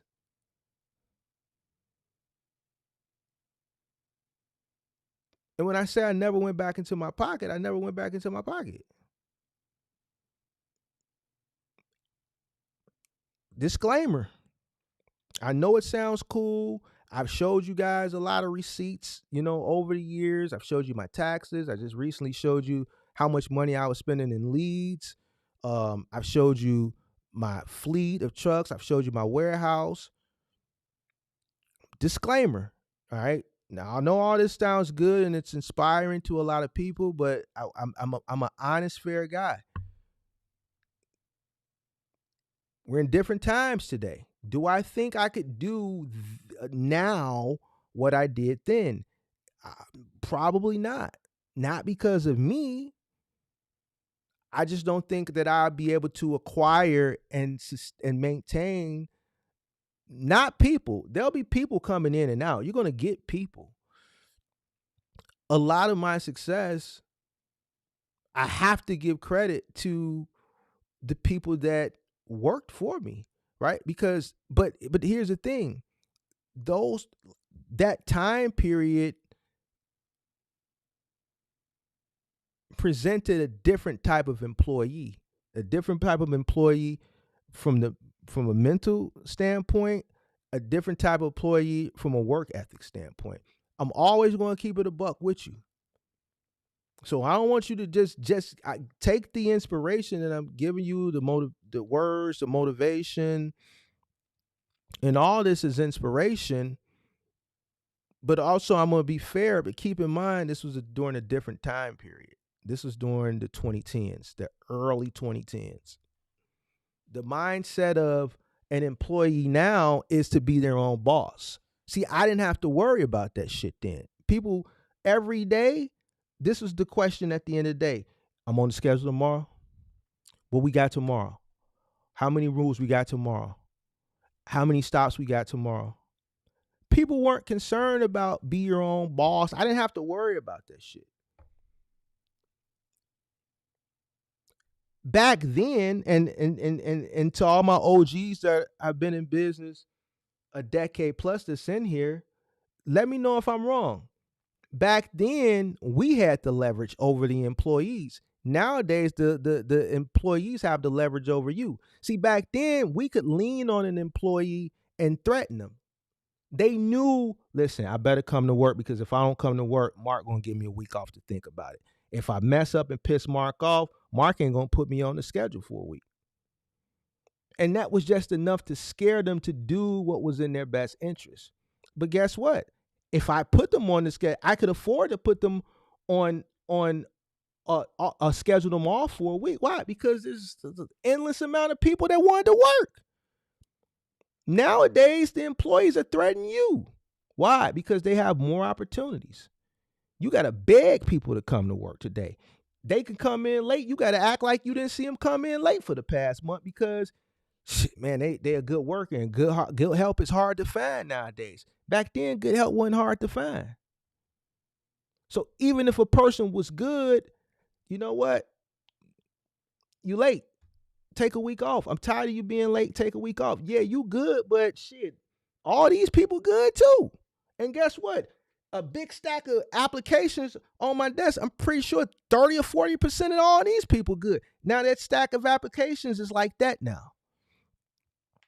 And the people that you got working for you is half-ass. So it wouldn't be, I wouldn't be able to duplicate it due to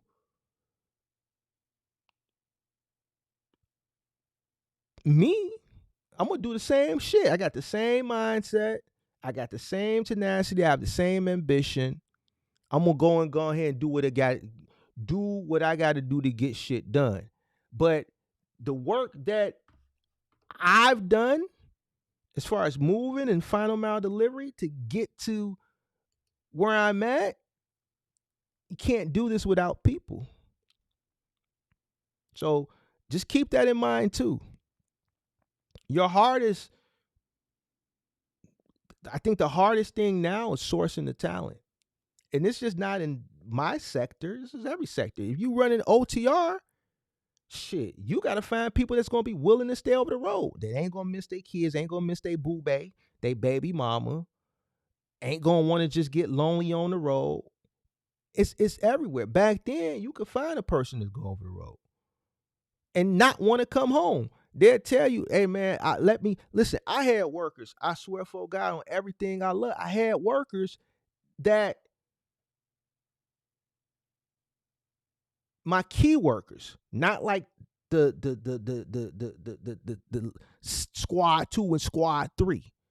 I'm talking about my starters, my big dogs. This is what they say. Listen, we already know we working every day. But, I don't need no off day. I'll let you know when I need a day off. Well, we coming to the end of the month. For the next 14 days, like shit, I got endless moves for the next 14, 15 days straight. You going to be able, you sure you don't want to take a day off? A day or two off before we go through this end of the month, first of the month stretch? Man, Mark, I'll let you know when I need a day off. I'm on the schedule every day. Man, ain't nobody coming up. Listen, ain't nobody finna come up to you today and tell you, hey, man, I'll let you know when I need a day off. Man, I don't think those words, if you find somebody that's a good worker, and they tell you that, man, pay them good. If you running a business, you got OTR, and you can find a person like, hey, man, put me out on the road. I'm gonna go out this first 3 months, but you know what? Don't. I'll let you know when I'm gonna come home. I might stay out 6 months. I might stay out the whole year. That's a person you want to keep. But I'm telling you, nowadays, them people far and few between. So that would be the only thing that I think that would probably challenge me the most. And I know it would, because during the pandemic was hard for me because I couldn't get enough people to work. I mean, we know why,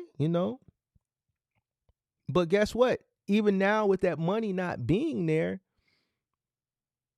the mindset is corrupted. It's just like a drug addict. You know what I'm saying? I'm not a drug addict, but I'm from the crib, and it's one in every family. But where I'm from, it's few in every family. So we got some old things in the family.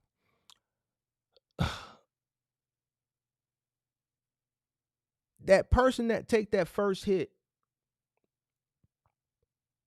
they chasing it. That's what makes them a fiend. That euphoric feeling, or it's like the first time you ever had, relations.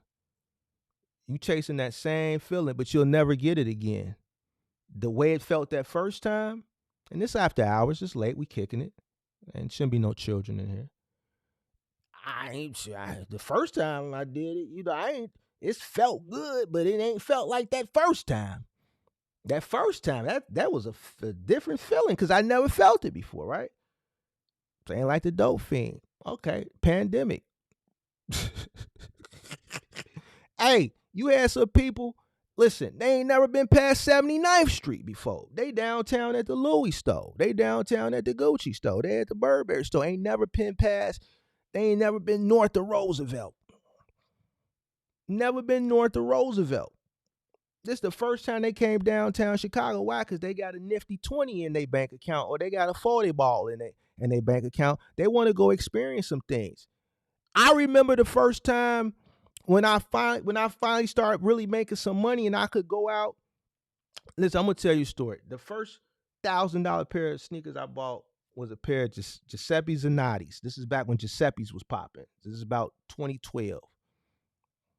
I went into Neiman's. This is back when Neiman's was on, not, Neiman's had the, no, Saks. I bought them from Saks and Neiman's. I think I bought them from Saks. I bought them from Saks. This is when Saks Men was across the street. It was on the east side of the street on Superior and Michigan. I went in there. The guy they bring you champagne. You buy a $999 pair of sneakers. Man, they offer you champagne. Man, he opened the box. That odor came, that like fresh odor came out the box. And I looked at him, I picked him up. I'm like, man, it was a great feeling. Now, for me, I worked hard and I was able to duplicate that over and over and over again, even up to today, but from hard work. This is not something that, I robbed someone or I got a lick or anything like that. And then once that lick was over and I exhausted, those funds, I'm trying to recreate that. That's what happened during the pandemic. You had people get a bunch of money that wasn't theirs, but they got it. So now they got a chance to do things that they never were afforded or able to do before in their life. And what happened, they got to come downtown. They got to go to Burberry. They got to go to Louis. They got to go to Gucci. They went to Gibson's for the first time.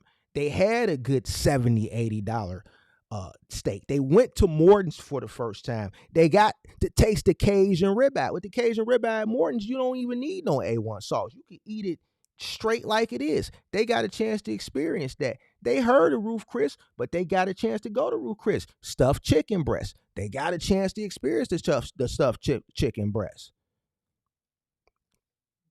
They got on the airplane for the first time. They went to Vegas. They done burnt Houston down. They done turned Houston into the new Atlanta. You got STDs running rampant down in damn Houston.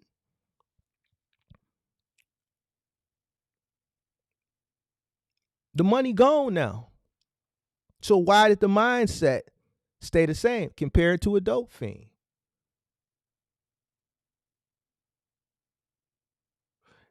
What happened after the money ran out? The crime went up. I was watching a car chase right here in my studio last night, working on content.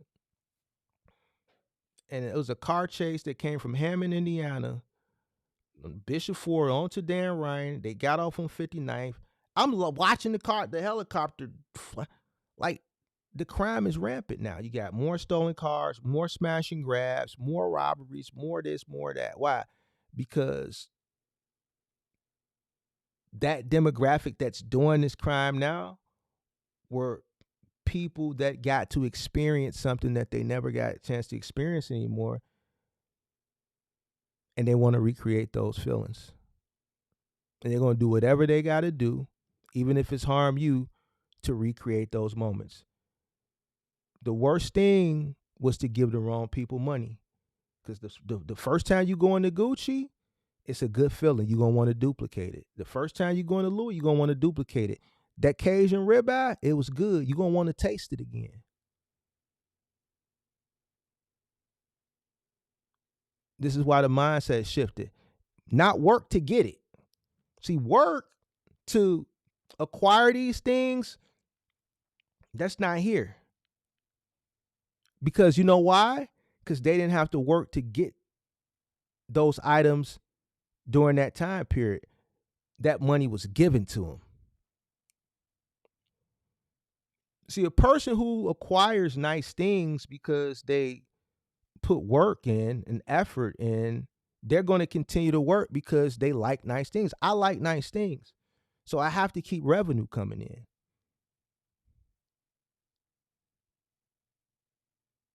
It costs me to live where I live. It's expensive.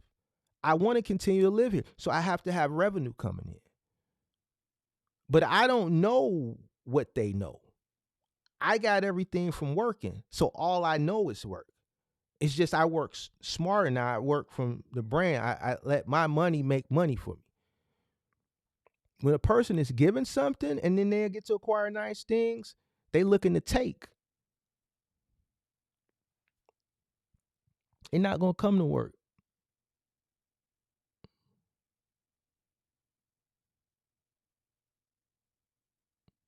So it's just, this is what you're dealing with. And it's happening over. It's just not Chicago. We just the worst. We just the worst. But I see it happening in Atlanta. I see it happening in Seattle. I see it happening in San Francisco. I see it happening in New York. I see it happening in Houston. It just happens here the most. And the mindset here is different. Here is just the different. We like a whole different country. You dig what I'm saying? So, this is what it is. So, all right, any questions? Any more questions? And then we're going to get up out of here. We got 100 people in here. We got 106 likes. I didn't even tell people to even hit the like button. Y'all just hit the like. So I guess it was a lot of value. Right, I say you definitely put in some sweat equity for my friend that day. Yeah, y'all know who my friend was. Who you think I'm going to do that for? Third to a fourth? You think that's just any friend? Y'all know who that was for. Y'all should know who that was for. The moment I said it was a third to a fourth and it wasn't no money involved. Now I help a friend, maybe a first to a first, or a little studio. Mark, one of them trucks, man, come over and help me move. What you got to do? Where's the move? Oh, a third to a fourth. Oh, hell no. Hell no. Nah. Like some little stuff. But a third to a fourth flow on a minus degree wind chill day, y'all already know who that was for. Y'all already know who that was for. What's known don't need to be explained. Hey, and listen. Oh, whew. Yeah. She was grateful. She was grateful. High speed chase in Plano a few weeks ago after shooting. I heard about that. Shout out to one. All right, any more questions? I don't want to. Mentality today is totally different. Definitely totally different. So say I post on Craigslist, $99 one item move. If after some time, would you drop the price if no one calls? No. If you're putting that up now, you're probably not going to get an abundance of calls because this is just not moving season. But those far and few between calls that you get, I would still take them. The reason why I would take them is because moving season is coming up. And this could be a customer who needs something picked up today, and then in July, they're moving. Or this could be someone that you pick up something for today, and then they keep your number, and then they forward it to someone else. So you have to think of when you're dealing with, all right, so the upside to dealing with consumers directly is you're making a lot more money, right? Because there's no middleman. I wouldn't even call this a downside, but what you have to also understand is customer acquisition is totally up to you. See, when you go get an account with the 3PL to do Bob's Furniture Deliveries or do Lowe's or Home Depot, they've already acquired the customer, right? Their sales teams, XPO sales team has flown out to Bob's corporate headquarters, or they've sent the sales team out to Lowe's or Home Depot's corporate headquarters, and they've presented a sales pitch. They've sold Home Depot, Home Depot to allow XPO to be their national final mile carrier over JB Hunt Final Mile or over NAL or over Pilot or over SIVA. So they've already acquired the customer for you. They're going to be the middleman and they're going to give you dedicated freight. But they're charging you because they're the middleman and they're doing the work that you're not doing. They've acquired a customer on a national scale and they have to get paid for that. So your work is there. Your work is guaranteed. You don't have to go out and acquire a customer. And then Home Depot is acquiring the customers that you're delivering to by selling them products. When you're dealing with a customer directly, you're reaping the benefits of 100% of the revenue, but you have to acquire that customer. And sometimes customer acquisition comes at a cost. And that cost is lead generation, or that cost can be marketing. If I go out and I buy 1,000 flyers and I distribute 1,000 flyers, how much did the 1,000 flyers cost me? Let's say 1,000 flyers cost me $1,000. All right. Once I distribute those customers, in a year's time, how many customers called and used the coupon code that we put on the flyer so that we can determine how many customers we acquire from our flyer distribution. See, that's the key. See, a lot of people go out and they just do flyer distribution, but then they can't account for how many people actually call them from their flyer distribution unless they say, hey, I got your flyer. I need a quote. The way to account for who called from your flyer distribution is to give a specific discount code that's on the flyer, because they're going to make sure they get that code, and then that's how you know. So, all right, within a year's time, you pass out 1,000 flyers. How many customers called you and gave you that discount code? Now do the math. How much did you generate gross? How many customers did call? First of all, how many customers called you? All right, so boom, if you got 1,000 flyers and 100 customers called and gave you that flyer coupon code, then you know customer acquisition as far as leads that you turned over from the flyer was 10%. All right, now out of that 10%, what was the return on investment? How much did you gross from that 100 clients, from those 1,000 flyers that you put out, that 10%, those 100 customers that call, how much gross? You'd see how those 100 moves, how much did they total up to? All right, then you go in and further do the math and see how much each customer cost you as far as customer acquisition.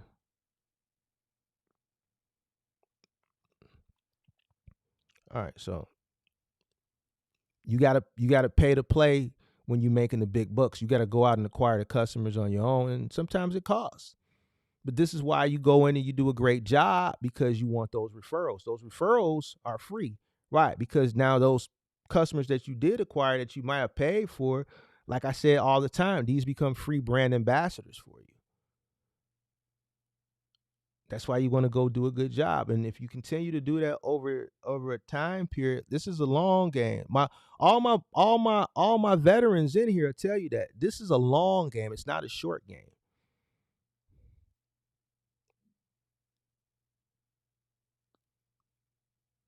McDonald's is McDonald's because McDonald's has been in business for decades.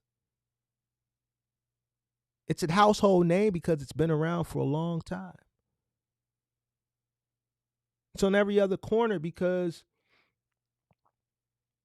it's been around. They have a lot of money. They understand the industry. McDonald's is a real estate company. See, y'all think it's a goddamn restaurant. It's really a real estate company because they own all the land. If you go want to be a franchisee of a McDonald's, you're paying franchise. You don't own the building. You don't own the land. You're renting from them. They tell you which McDonald's are available for you to become a owner operator. You ain't building your own. Especially when you're new, they have certain perks for owner operators. Like there's one guy here, he owns a bunch of McDonald's. He owns this one that's called a Rock and Roll McDonald's. He owns the one on Chicago and State. He owns, like, last time I inquired, he owns like 30 or 40. I know a McDonald's exec because McDonald's corporate offices. I know a McDonald's exec. And I always ask about that guy. And he's one of the guys because he owns a lot of McDonald's and he owns some historic popular ones, he has leeway. Like they listen to his ideas. But if you're a new person, no, they're gonna try you out. You know what? We're gonna put you at this McDonald's, and this is what your franchise fees. Let's see what you can do here. You're not gonna have the leverage. Yep, there you go, running warrior. You're not gonna have the same leverage that guy has. And from my understanding, I heard he wasn't even a nice guy, but he has a lot of money. He's a lot of McDonald's, and his McDonald's are in prime. Like the rock and roll McDonald's, I can only imagine what he's paying in property taxes. He has that whole square block. The whole block on all four corners, all the way around, is that one McDonald's.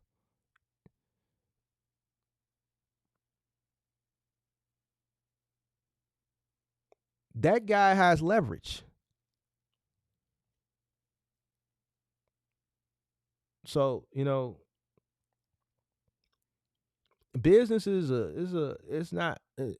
something that you got to think about long term. I know people come in now and they're excited, and they want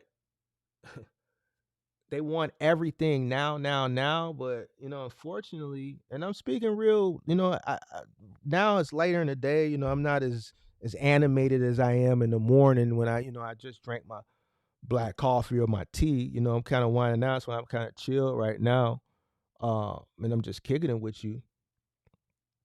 But business is, it's a long-term thing. Yeah, I would love if I could be in the position that I am now 15, 20 years ago. Yeah, that'd be great. But I don't think I would have appreciated it. I probably would have screwed it up.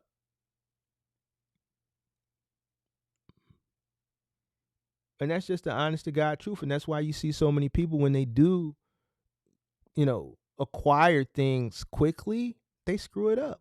Listen, I can always parallel things to the pandemic because I can parallel this to the pandemic.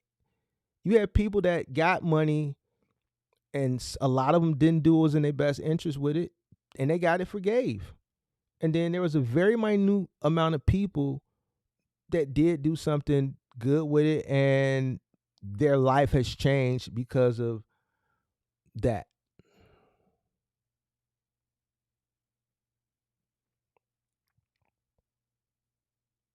The people who got it and didn't see the blessing, let's say,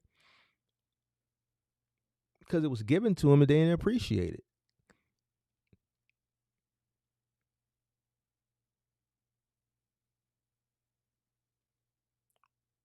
And that's just what it is. So, business is a marathon. So it's a marathon. You have to be in it for the long haul. So, and that's kind of what I was getting at tonight as far as like pricing, so it is what it is. So what I got is I should accompany my website quote system with a manual references that will give them more. Call me for word. Thank you. Definitely have a website.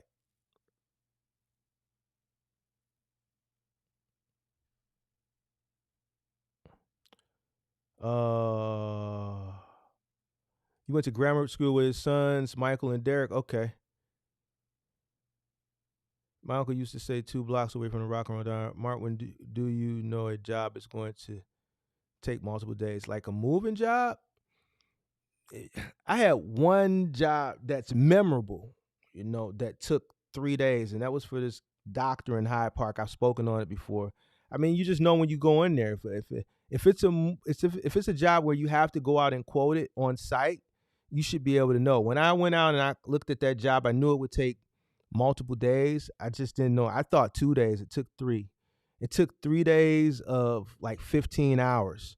The last day, I think I had 6 guys there from like 8 to like all day, because the last day I didn't finish till like 3-4 the next morning. We just finished it that night. But then I was asking crews as they were finishing their routes, hey, do y'all want to go help that crew move the doctor in Hyde Park?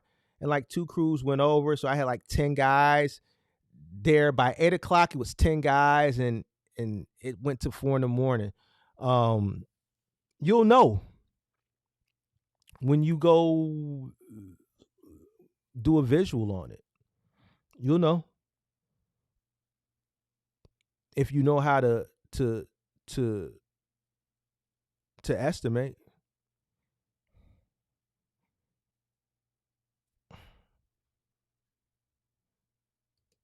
And I've done a couple, but there's only one that was memorable because it was a move from hell. I talked about it before. I was a doctor in Hyde Park, University of Chicago, also a professor, and his son plays professional football. So I'm not gonna go the name of the person, but if you know, you know. Because I don't want to put his information out where he lives, but if you know what I'm talking about. So, so that move, he lived on Hyde Park Boulevard. So you're talking about a 3 level home, an older home that's built in the late 1800s, early 1900s. So a mansion. It looks like an apartment building from the outside, but it's a house. So it's 3 floors, and those houses that are on Hyde Park Boulevard, they're extremely long. And like he's an older guy, obviously, so house was furnished like an older person. Lamps everywhere, different couches, throw rugs, area rugs, a shit ton of books. We had two, and I could be wrong. I think it was two 26 footers, just all boxes of books. Two 26 footers, I believe, or it was a 26 footer and a half. But I think it was two 26 footers of all books, top to bottom, front to back. A lot of heirlooms. He's a professor. I forgot what he taught. Doctor as well at the university. Something in medicine, obviously. But then his son plays professional football, so there's a lot of you know memorabilia because his son plays professional football. His son and his father got to go to a lot of games, so he collected a lot of other memorabilia from other players. So a lot of signed jerseys that were in glass cases, a lot of signed helmets, a lot of signed footballs. So all this stuff has to be protected, and he has money, so it didn't matter on the cost, but a big part of the time of the job was obviously the amount of things he had, but not only the amount of things that this particular customer had, the things that he had. All this stuff had to be handled with care. So a lot of wrapping, a lot of material, a lot of care that had to be associated with that move.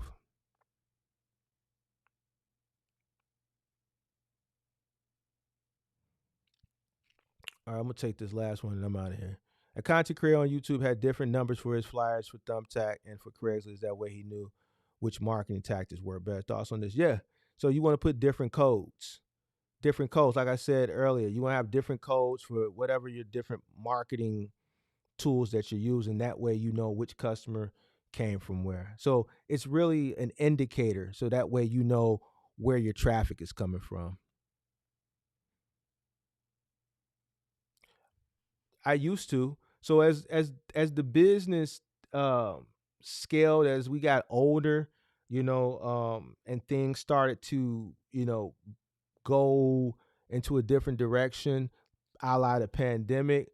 Then I wasn't really scheduling late moves. But earlier in my tenure, especially when I was out on the truck, there's times when I would literally be headed back south. I was already halfway back to the yard to park the truck, and like I could have literally been passing 79, 80, 63rd Street, and if somebody called me and they was in Lincoln Park on the first of the month, and they said, "Hey, I had a move scheduled with a moving company. They stood me up.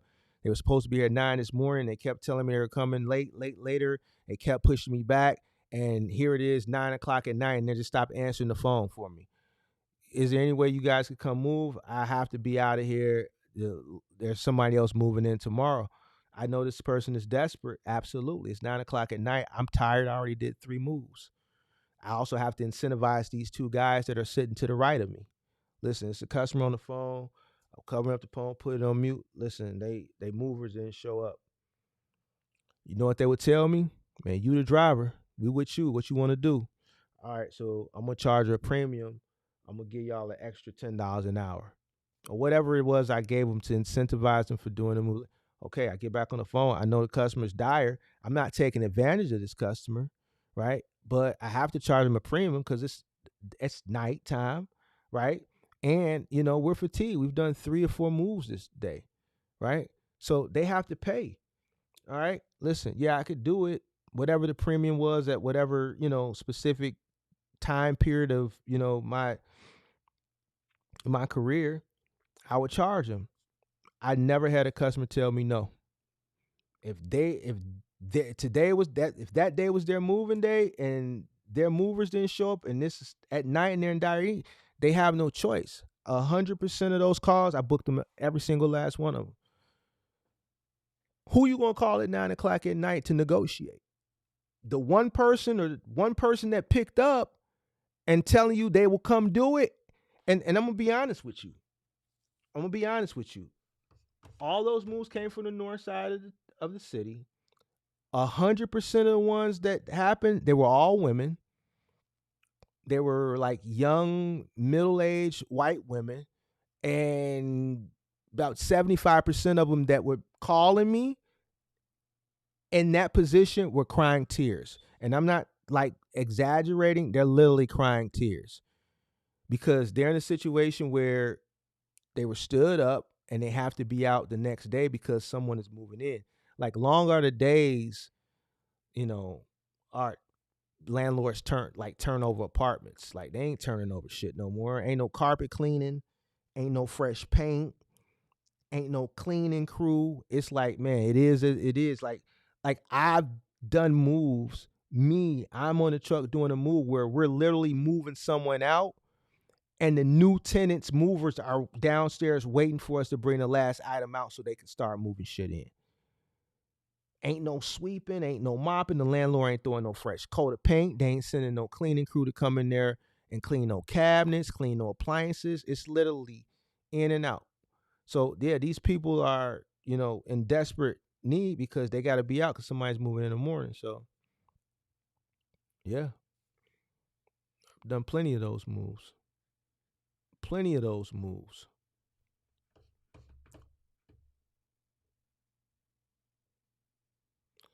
Need this because these folks be tripping in the A for real, but Mark, they be all thinking, boy, you dead on. Yeah. Great question, Don. So yeah, anybody that's in dire need, you're not charging a premium because you're taking advantage of them. You're charging a premium because it's middle of the night and you're tired and you've been out. They have to pay for that. There's a security threat. You're moving a person in the dark at 10 o'clock at night. They gotta pay for that. So yeah, you gotta pay for that. All right. I think I answered everything. I think I answered everything. I didn't plan on him being this long, but I appreciate everybody. I probably do a live stream in the morning. But hopefully everybody gains some type of value from it. You guys have a good night. Stay safe. I'm gonna go get me some dinner, order me some Uber Eats. All right. See you guys tomorrow. Peace.